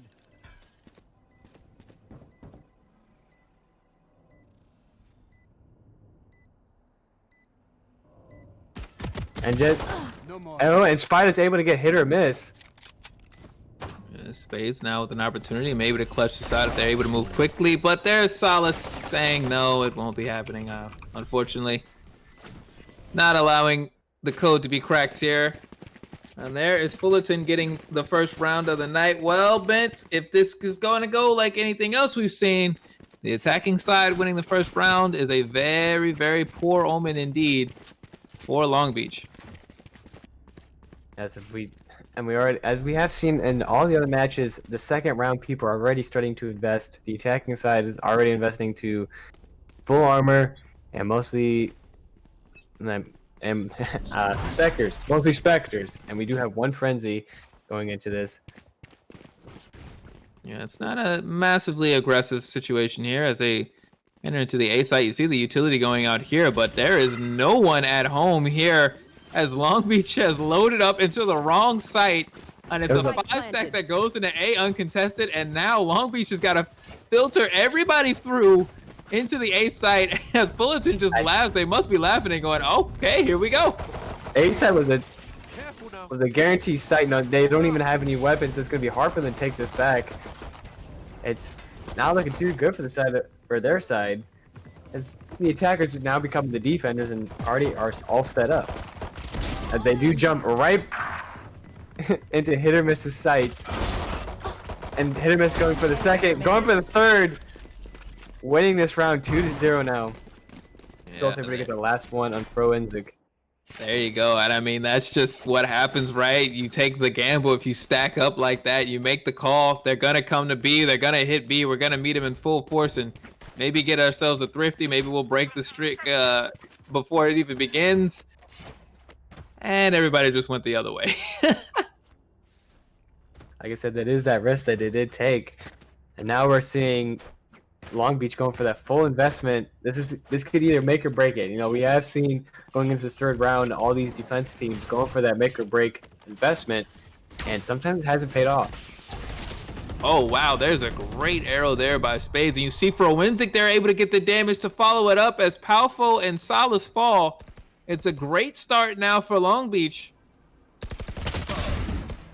Oh, there it's Spike down A. Spades able to get hit or miss with that wonderful headshot. Tap there as the flame wall comes out here, and that'll lock off the site even more so. And this is very difficult as well with the spike down inside the site. Now you have to find something in just under 60 seconds here. If you're Fullerton, if you want to keep this momentum going, as you see right now, the information all there to point out exactly where Indo Crisis is going to set up, or and there's Indo Crisis falls. In the rear, taking out Indo Crisis. Great comeback. The investment's definitely paid off with the flawless, no one dying. Now we're going to see an operator coming in on hit or miss. Yep. Well, it's time to load up. Yep. Fullerton. They held back that round. They didn't fully invest. It was a smart choice to make. That round doesn't go their way, and now it's time to see if you can start putting your foot back on the gas pedal. See if you can push this lead out away from Long Beach, whose task it is now with that money that they were able to gain from victory to keep those weapons in hand and maybe start pushing this back into a situation where they can keep things even. As you see the tags coming out, Spades has had some really good arrow placement already in these first 4 rounds. And hit or miss, just hitting Anamir like he wasn't even blind. Yeah, it was a great look off on hit or miss's part. Who is not rocking the operator like we thought? They must have thought better of it. Oxy taking out Solace there. It seems like, if anything, this match we're going to see a more back and forth than anything else.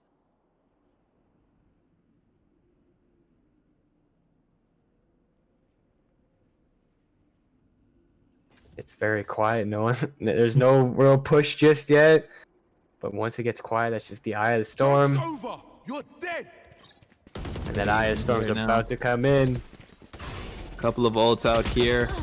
as the pressure comes through. But Oxy finds hit or miss, and that's incredible because on the other side of that, you had Powerful going through, and I guess the running back must have gotten he must have gotten popped out of it soon after as Boop takes out Endo Crisis. And with 2 ultimates up, Bulletin gets nothing, and it's even out here for Long Beach.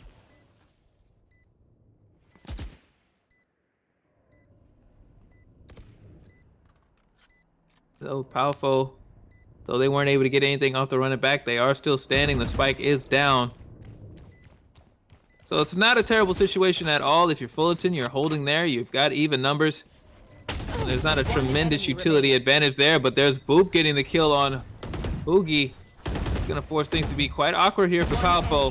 They get one, they gotta turn and get another. Oh my goodness! He didn't go down. It's possible he could pull this off, but Boop's able to take out Powerful. But are we gonna have enough time to get the defuse? And the defuse is going. Oh, it's not gonna happen. It's gonna go. Oh, we got it! Defenders get it with the clutch of the defuse with 0.66 seconds remaining. Boop, are you serious?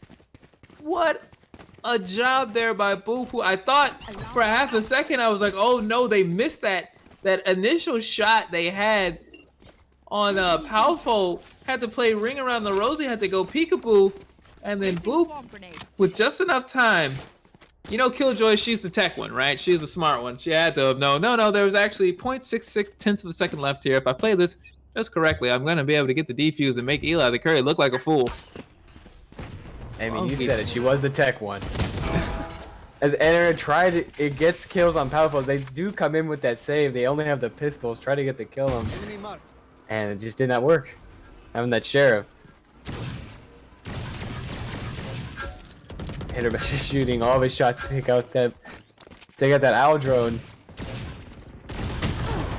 Yeah, very aggressive shooting right now from Hit or Miss. So on the other side, we see Boop get the kill there on Solace. And now maybe Hit or Miss out a little bit outside here, trying to split the angles, but it's Spades who gets the kill there. On Long Beach, they have completed a momentum shift here. Wait a minute, there's Endo Crisis with a kill on Spades. And it looks like what was going really good for Fullerton now turned around for Long Beach. Long Beach now 3-2, coming back with those last 3 points, all in Congression. Yeah, Long Beach now just really turning this on its head. They made use of that lost bonus they bought up, and then they have put the pressure on here. We see Frowenzik will be investing into the operator. You see Boop has a lot of money as well. There's cash on hand for every member of Team Long Beach on the side of Fullerton. Less so here as they get their rifles out. They will have guns for this round, but now things are starting to trend towards the danger territory for Fullerton. As finally the defensive nature of this map we've been told about maybe starting to rear its head. Speaking of rear, there's Rear with a beautiful kill. There was that headshot, and he had the disadvantage coming around that corner, and it panned out for Anarrear. Winzik is 2 for 2. One shot hit the leg, didn't get the kill, just quite on hit or miss, right? But then turns around, gets a beautiful shot there, and now just needs one, but they miss again and hit or miss. Gets the kill there. That's so frustrating if you're Forensic. You don't maybe realize you had, you just needed a bare amount of damage to get that kill, and instead the operator is down. And we'll see what ends up happening with that. I wonder if it would have been smart to pull out the classic to just get those quick succession of shots off. Yeah, I think if you're Forensic, if you know that that's going to be the same person you tagged up earlier, you got to take that, right? But in that case, I don't think that they realized that it was hit or miss coming back around again, as we see Boop here, putting a lot of pressure on hit or miss, and that's going to get the kill there. That was a great job from hit or miss to only die to the shots and not actually to the swarm. And just like they knew he was there, but there we go with the defender Killjoy going down, securing again that plant. 10 seconds left. Powerful's gonna punish these. The Hunter's Fury easy there, and what's more, Powerful able to take out the lockdown. So now Boop in here alone again, but look, there's no time. And just like that, he does clutch it out. Even going down, he still gets the win. Boop does get able to clutch it out just by staying alive. you could say staying alive. Yes, indeedy. There you go. Once again, Boop playing the hero here as Palfo has been stymied twice in these late round interactions. It was a great job to get around and punish the Hunter's Fury from Palfo, but Boop has clutched it up twice now. Just being ready to win a fight and then salvage things here. As Long Beach with 4 straight rounds, they flipped this on its end. They're winning now here, and Fullerton, yeah, well, they're gonna get one more chance to buy up against the dub, but there's Anarir again with first blood. How about it? Boop gets a kill. There's Froenzik, the operator. Spells the end for Endo Crisis this round, and it is looking like another strong round here for Cal State Long Beach as just down to Solace and hit or miss to figure something out. Well, it'll just be hit or miss now. But if hit or miss getting Boop, still, as you said, just being hit or miss is going to be very hard for him to go against 3 people. As Spider's, I don't know where that arrow was supposed to go with that shock arrow. Now Spider's knows that he's right there in mid, up on the stairs. And really, they don't have to do much as Forensic comes in with the hit or miss with that operator kill. That, You love to see it. It was beautiful. You can't even say anything else. Beautiful shooting there by Froenzik, and now Long Beach up 5-2. They're looking strong here. Fullerton, they're going back to the well again and again, but you can kind of see how difficult things are. Hit or miss will be saving up. Doesn't need to buy a weapon, as that Bladestorm ult will be their weapon of the day, but it's going to be tough to get around the operator, although we've seen stranger things happen as round number 8 begins.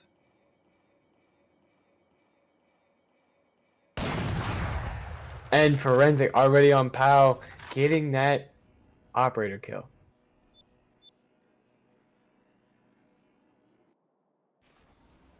Big shooting there, getting the agent advantage. Again, for Long Beach, it looks like the operator choice is the way to go, and it's forced Fullerton back onto their heels. Fullerton, who had a great start in the pistol round and looked like they were setting things up, has now just been stymied and not really given an opportunity to get themselves back on even footing. As you see, Boop with the kill on Solace. Now Fullerton forced to walk into Anarir's territory, and that's pretty dangerous as he gets the kill, but Endo Crisis able to punish the escape. Just leave this at 4-2. Oh, never mind. 4-0. And there's odds on Endo Crisis. Defenders winning that 6-2. You know, even if we did see, you know, defenders not win anymore, they are already got 6 points in the half, and it's good for them. But assuming we probably are going to see some more winning, so unless, you know, Fullerton comes back, they're going to go into this next half with some rounds lost. We're seeing right now, you can see the eco buys coming from Fullerton. They're not going to be fully invested into this round. We've got a judge. See, Solace is able to come to bear with a rifle, but you don't want to just see one rifle when it's time to push into an operator. That's not fun for anybody. You hear the gunfire going out here around the sides. Palfo trying to walk through here. They're going to straight up the mid right now, and they're walking right into Ozzy's line of fire. Whether he knows it, yeah, he knows it. He's called it out here as Anarir's Odin starts going off. Is that a Phoenix with an Odin? That is a Phoenix with an Odin. And he gets one. It was a good trade. He almost got a couple more. I'm not sure if he was able to tag up the Phoenix he was hitting at. And if he did, Phoenix has already healed himself up. The Spades can see that there is a rotation going all the way around to A site as they are 4-stacking A. Boop being one of the only ones there. See there, sets it off, and Boop was well aware of this. They get a kill here. It's going to get their ultimate up and ready, but they ain't using it this round. 2 more. And just like that, we see another win coming from that side of Long Beach. Long Beach cooking up here. This is a great situation for them. Boop now has the lockdown up and ready to initiate it. If you're Fullerton, you've got a few ults, but you're really looking for one of your star players to go off. We've seen Palfo, Hoogie, we've seen them be big before. We need to see it again from them as they have struggled mightily, hit or miss. Not really been able to get much done. They are going to be fully kitted up for this, but right now, I mean, you just look at the weaponry that they're moving into right now. You've got a Killjoy ult, up. You've got an operator out. You've got the Odin on the other side. There is a lot of dangerous ground for Fullerton to cover. We've seen them do it. I'm not saying it's impossible, but their work is certainly cut out for them. As Powerful moves in with the running back ult and gets a kill on Anarir. Endo Crisis by an Oxy. So this may be the beginnings of that turnaround here. We do see Spades get one, not able to clean it up on a two. We have only 2 left on the defending side as we do see Froenza going in with an operator. Looks like we didn't even get a tag from the operator. Oh, and Solace who gets the kill there on Boop on the other side. So now Forensic pinched there with the operator. Hoogie gets the kill through the wall. There's an operator. If Endo Crisis wants it, do they take it? No need for an operator. All right, well, there you go. And Forensic buys it back, so that's another heavy investment, and hopefully he doesn't lose that one. Only a couple more rounds here left in this half. Not a real need to save if you're Long Beach. You're going to be buying up for the remainder of the half, I would say. If you're Fullerton, obviously you keep winning, you keep buying. You got to do what you got to do here to try to get this to halftime, 7-5, if you can. Otherwise, we may be seeing our first defenders half. At least this will be the first half where the defenders take the lead into the second half. And there we go. We see the Boop. Boop gets taken down by Powell. Hit and miss goes for the plant. And we see the defenders going for that rotation, getting stuck on the outside. After rotating through Heaven, we do see the operator Forensic trying to go through a short side.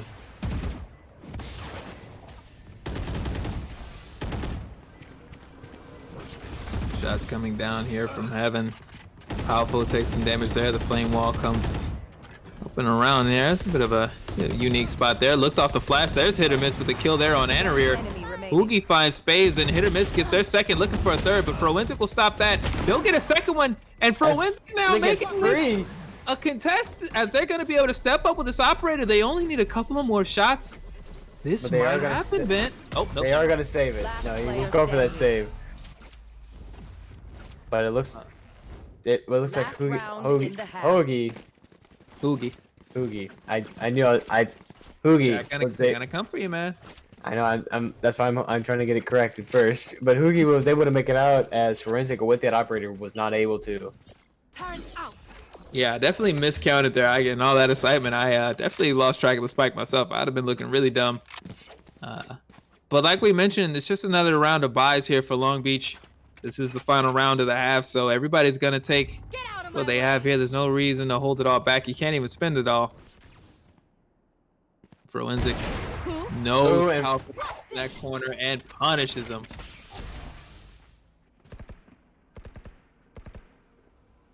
Waiting to see if anyone else comes around this corner, and using that operator is it's so dangerous. Hit or miss coming in with that Blaze Storm on A site. Let's see if Forensic is able to turn it around and possibly take out that Blaze Storm that's going to be coming in here soon. Nowhere to run. We heard the Hunter Shearer going out. Forensic's out of danger, not paying attention to it. Defeated. As Spades takes out hit or miss in a super. Ozzy now trying to see if he can come in for the flank and Forensic gets, and Ozzy takes up one. Forensic gets the last 3. Flawless 8-4 now. Switching sides. Well, there's a great round if you're Long Beach. You finally break that cycle of negativity for the defender side in these first halves. They go up 8-4.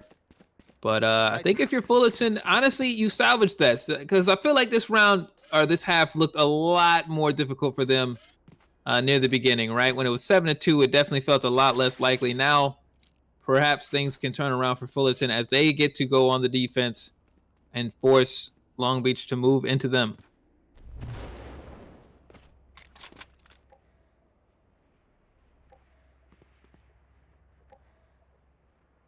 We're coming out of this this next half of this pistol phase. That's to see who's going to take the momentum of this round. We have seen whoever really wins the first 2 rounds of either half can really change the momentum for their sides. Seeing Long Beach take a slow, steady side as we do see another full rotation to the A site, leaving B completely open. That's the opposite problem, right? See, Anamir flashes himself because there's no one there. It'll be quickly recognized out by Fullerton, but Long Beach definitely will be able to clear out the zone and set themselves up here. Spike planted. You know, it was a round so nice, we had to see it twice. You know, if I had a nickel for every time everyone rotated to one side and the other side took it, I'd have 2 nickels, which isn't a lot, but it's weird it happened twice. Hey man, you get that's almost a full dime there. It is a dime. Don't. Yeah, you're right. I mean, Player standing. It's been a long night, man. I'm not gonna lie. with last time I knew 5 plus 5 was 10. I mean, I have no idea if it's changed, but I mean, we do see them taking it down now, 9-4 for Long Beach, able to win that round for themselves. As now we're seeing the side of Fullerton already starting to invest, as we see. I don't think we're seeing too much of an investment side coming from Long Beach just yet. No, that I would respect this on their end, is they're gonna need to save here, falling that round. That's a very frustrating lost round for them, but you got to be patient here if you are Fullerton. You cannot attempt to overexert and try to get this back all at once. You got to be patient about it, but there's hit or miss there with a shorty, and they do get one before Frowentic is able to get the kill, but now things are starting to turn back the other way, and it's looking like Long Beach here as Frowentic gets 3. And you saw the Forensic was about to die, and someone saved his life as he was in the middle of that reload. But now we're seeing they did pick up some weapons, they thrifted it, and we're going to see some buys from them, and we might see a full buy from the side of Fullerton, or they might be going for a save. We'll have to see. We might. I was going to say, Bent, I know the only time 5 plus 5 doesn't equal 10 is when you're looking at shoe sizes. No? You're right. It's okay. Yeah. We've each had a couple of duds here. I think it's all right. Nobody's here for the jokes. They're here for the Valorant. With the marksman as well on Powell, it seems like Anamir is the arch enemy of Powell. Yes. That would make sense, right? One Phoenix does not like another. You see hit or miss spraying the smoke there. Somehow not hitting anybody there. The idea is definitely right, but just not getting the shots there as Endo Crisis does get the shot on the boop. And that brings him out as Solus takes out Oxy. Yeah, that marksman reporting here as Forensic takes out Endo Crisis. One enemy remaining. It's just now, unfortunately, for Long Beach. Just Anamir there with the marksman, and nothing much happening there as they try to take some shots onto the spike. I respect it, but nothing doing there as Hoogie will get the defuse, and Fullerton now with 5 points to Long Beach's 10. We'll have to see.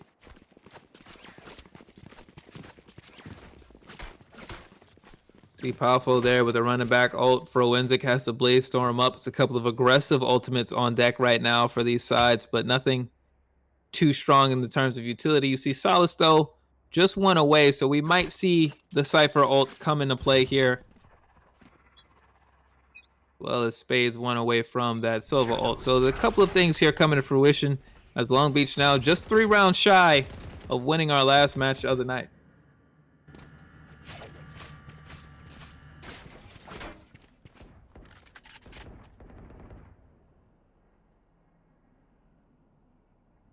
It is quiet. You know, it's the eye. You're in the eye before the storm. The storm is about to hit. It's going to go real fast, as we've already seen some pop shots go off from Spades. And they're tagged up as well, so now Spades in a pretty difficult decision, tactically speaking, here, as they're going to have to figure out how to navigate this. Luckily, the drone buddy kind of allows you to get over some things and even take out a tripwire, so that's not a bad drone at all if you're Spades. Let's see. Oh, the bounce does not go all the way to the spawn. Tater Miss is just waiting in the we'll see. Hopefully, see a flash come through here. As if flash does not come through. And Rear moves forward. They continue their aggression on the Palpo, and Spades just wins that fight there on hit or miss.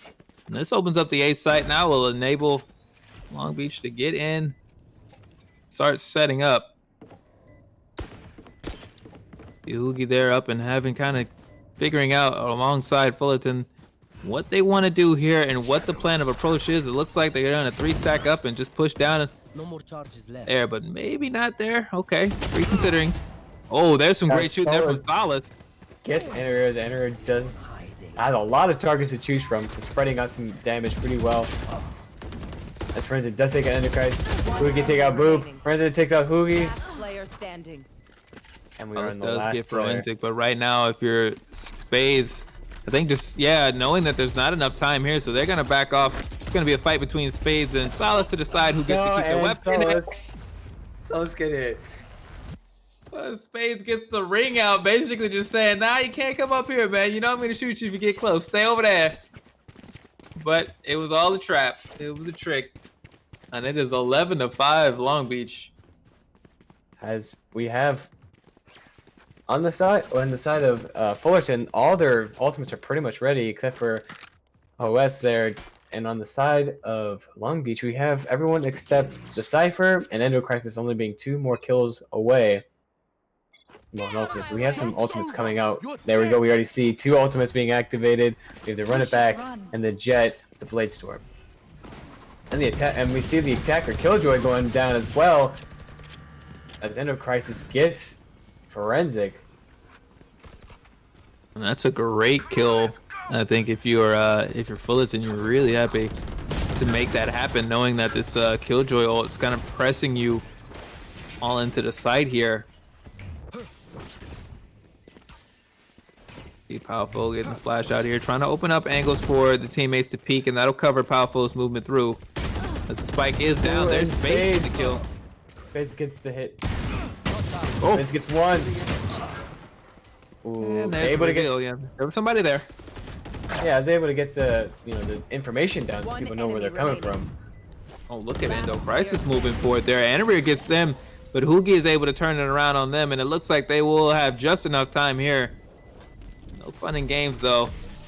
But just 5 extra seconds almost remaining. Yep, just enough time to get that defuse, but not really enough to search around for a weapon. But it's not the weapon that Fullerton, it's the rounds.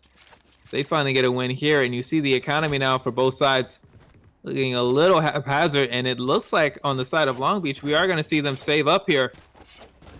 And so both sides really having to strongly consider this, and you see Fullerton actually going to opt to buy in on this, and I feel like that's a bit risky because they don't have a loss bonus built up, right? They just won a last round, so if they don't win this one, things may be really, really tight for them on the other side, especially because they're just going up against the pistols here on the side of Long Beach.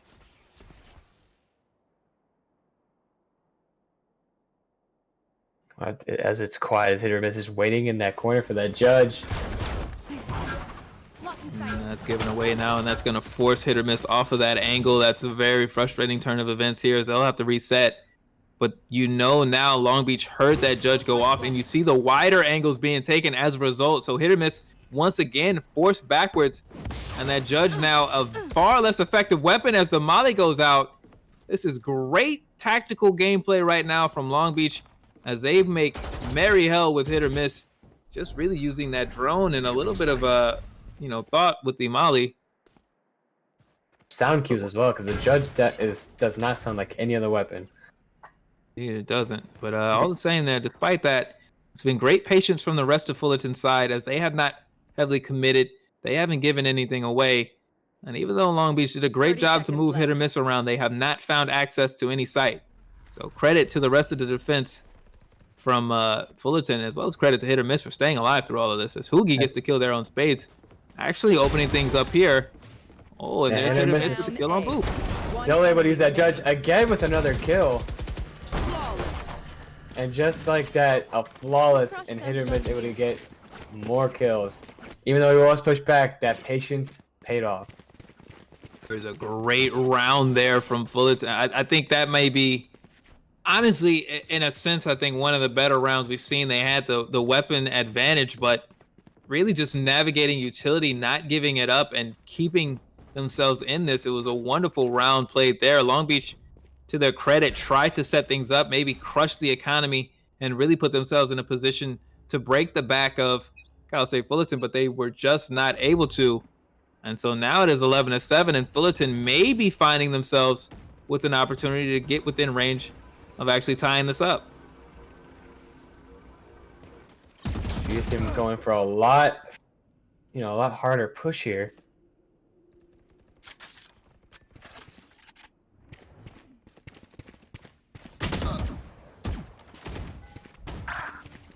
A lot of damage there as we see Spades get the kill on hit or miss.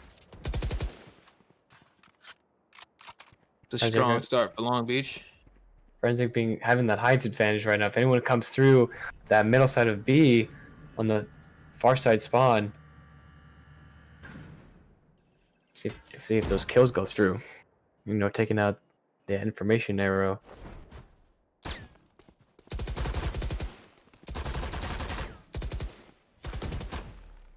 Guys are now carefully wanting to break that door, but also not wanting to get caught out on the side there.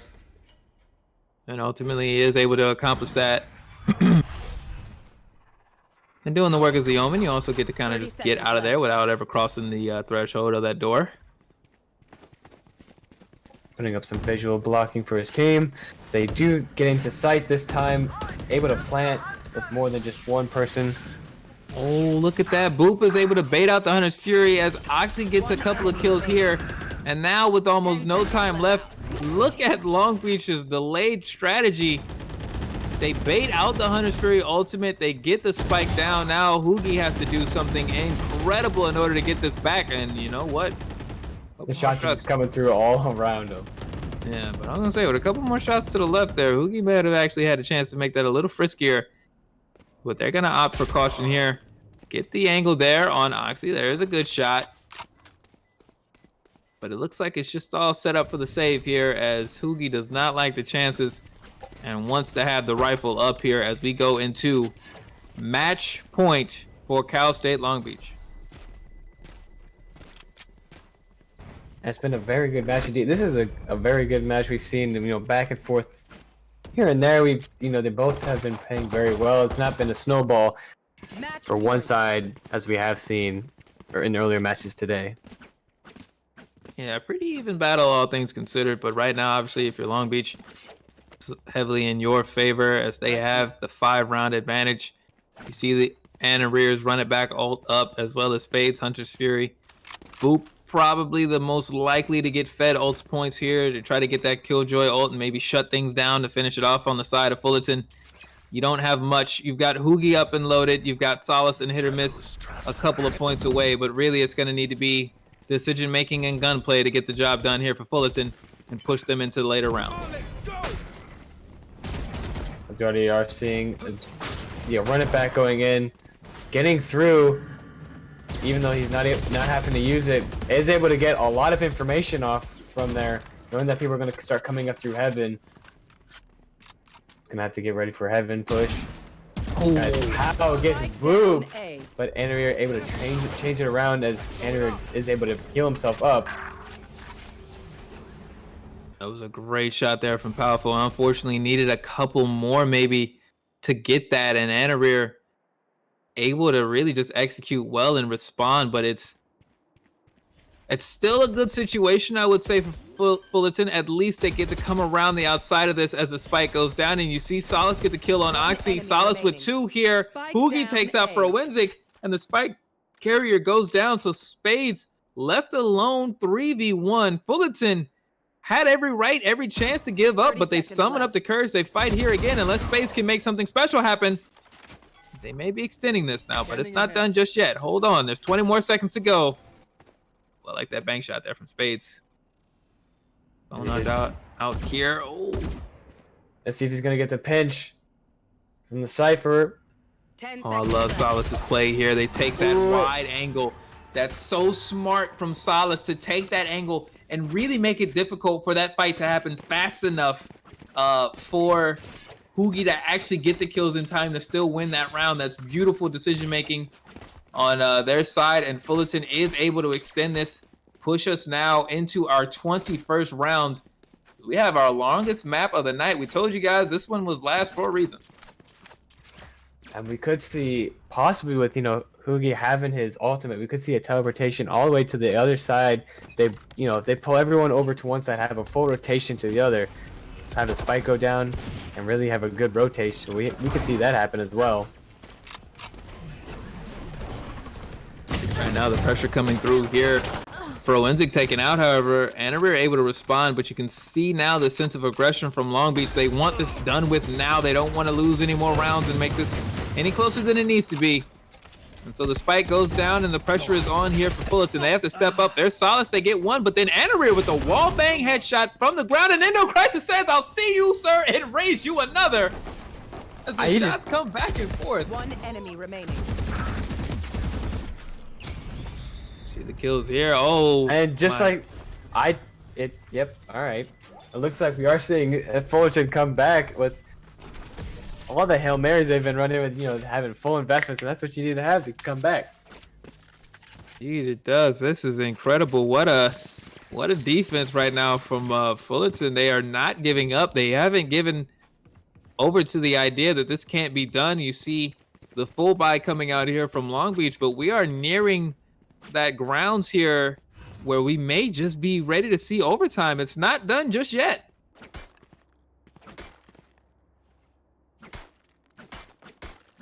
Also, shouts out to Dale, man. You know you're not going to hear this for a few minutes afterwards, but thank you so much for that big raid. We appreciate it. And welcome all of you here to the Collegiate Valorant League, brought to you by the Gamers EDU. We're here watching our last match of the night here, as it is Cal State Long Beach going up against Cal State Fullerton. And I'll say what looked like, I remember this match at one point was 7-2, Ben. It was. And it does not feel like that there was ever a lead that big. But we have seen them turn it around, winning it for themselves. Possibly, but now being match point, we have to see how they're going to take this. This hit or miss has already been taken off the field. As Powerful gets 2, right? 3! Spike down, B. See Powerful there with 3 kills on the round. What a tremendous job there. Hit or miss was the first to fall in the round, and it looked like maybe now Long Beach was going to be able to put the pressure on, but that is not to be the case. Yeah, actually going to step here and try to get something going. They're going to teleport through there. Oh, there's Forensic there with the great cover fire to take out Solace. But Powerful gets their 4th. They take out Forensic. It's Powerful versus Oxy, and he's not even going to see him. Oxy shuts down the ace attempt. Maybe. Wait a minute. No, it's Endo Crisis with the kill, and it's 12-10. Fullerton. Wait a minute now.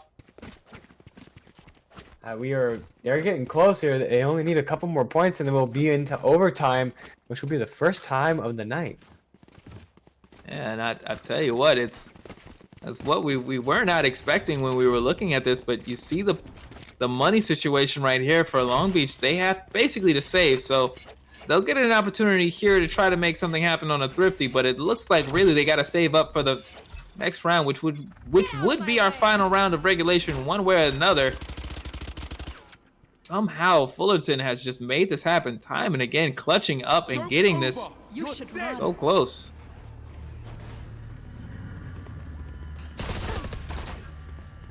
Okay, the running back ult goes awry there. The Killjoy ult is out. Hit or miss, just narrowly able to get out of the way, so everyone on Fullerton's side is able to get out of Boop's Killjoy ult. And Powerful re-engages there on the running back ult. Didn't get anything there, but they slow down the plant there. But Oxy gets one. Forensic gets a kill there, and it looks like maybe Long Beach is going to get this done with a thrifty round, but Powerful is still up. We're not done just yet. They're going to step to the side, but it's Boop who gets the shot. Solace takes them down here, but Forensic kills Solace. Attackers win. That's a 13-10 right there. Oh my days. A thrifty finale for Long Beach. What? After all of that. What a play. Time after time, Fullerton was able to clutch it out and make something happen, but now just a little bit too much to ask as Long Beach shuts the door on that massive comeback attempt. They salvage the raid and make sure that Long Beach is seen on top here. But got to take your hat off to Cal State Fullerton there as they put in a lot of work to pull it back and make that as close as it was. And what a great game it was indeed. As like we have said, the KDA does not tell everything, but does paint a pretty picture. As Forensic with 27 and 14. It's, they did very well. It was an amazing thing for sure. Amazing game from both sides. We saw both sides play their heart out. It was great to see. So I think that's the best way to end the night right there. Absolutely. Congratulations once again. I said it at the beginning of the night. These California State teams definitely put on a show. Whenever they match up with each other, it is always a pleasure to watch, and I'm so glad we were able to share it with all of you. That will be the end of our action today. We will be back with more Valorant action tomorrow evening. We will have our Diamond League matches. Those will be cast by myself as well as Ash Khan. But for the OG Bent, we want to thank our partners, MSI, as well as the folks at Clear Eye View, the California State University Entertainment Alliance, AIM Labs, HyperX, Ritual Motion, and of course, our friends over at Radiance.gg. But for this night of action, I'm Eli Curry. And I'm the OG Bent. Thank you all for coming around. So we'll see y'all later.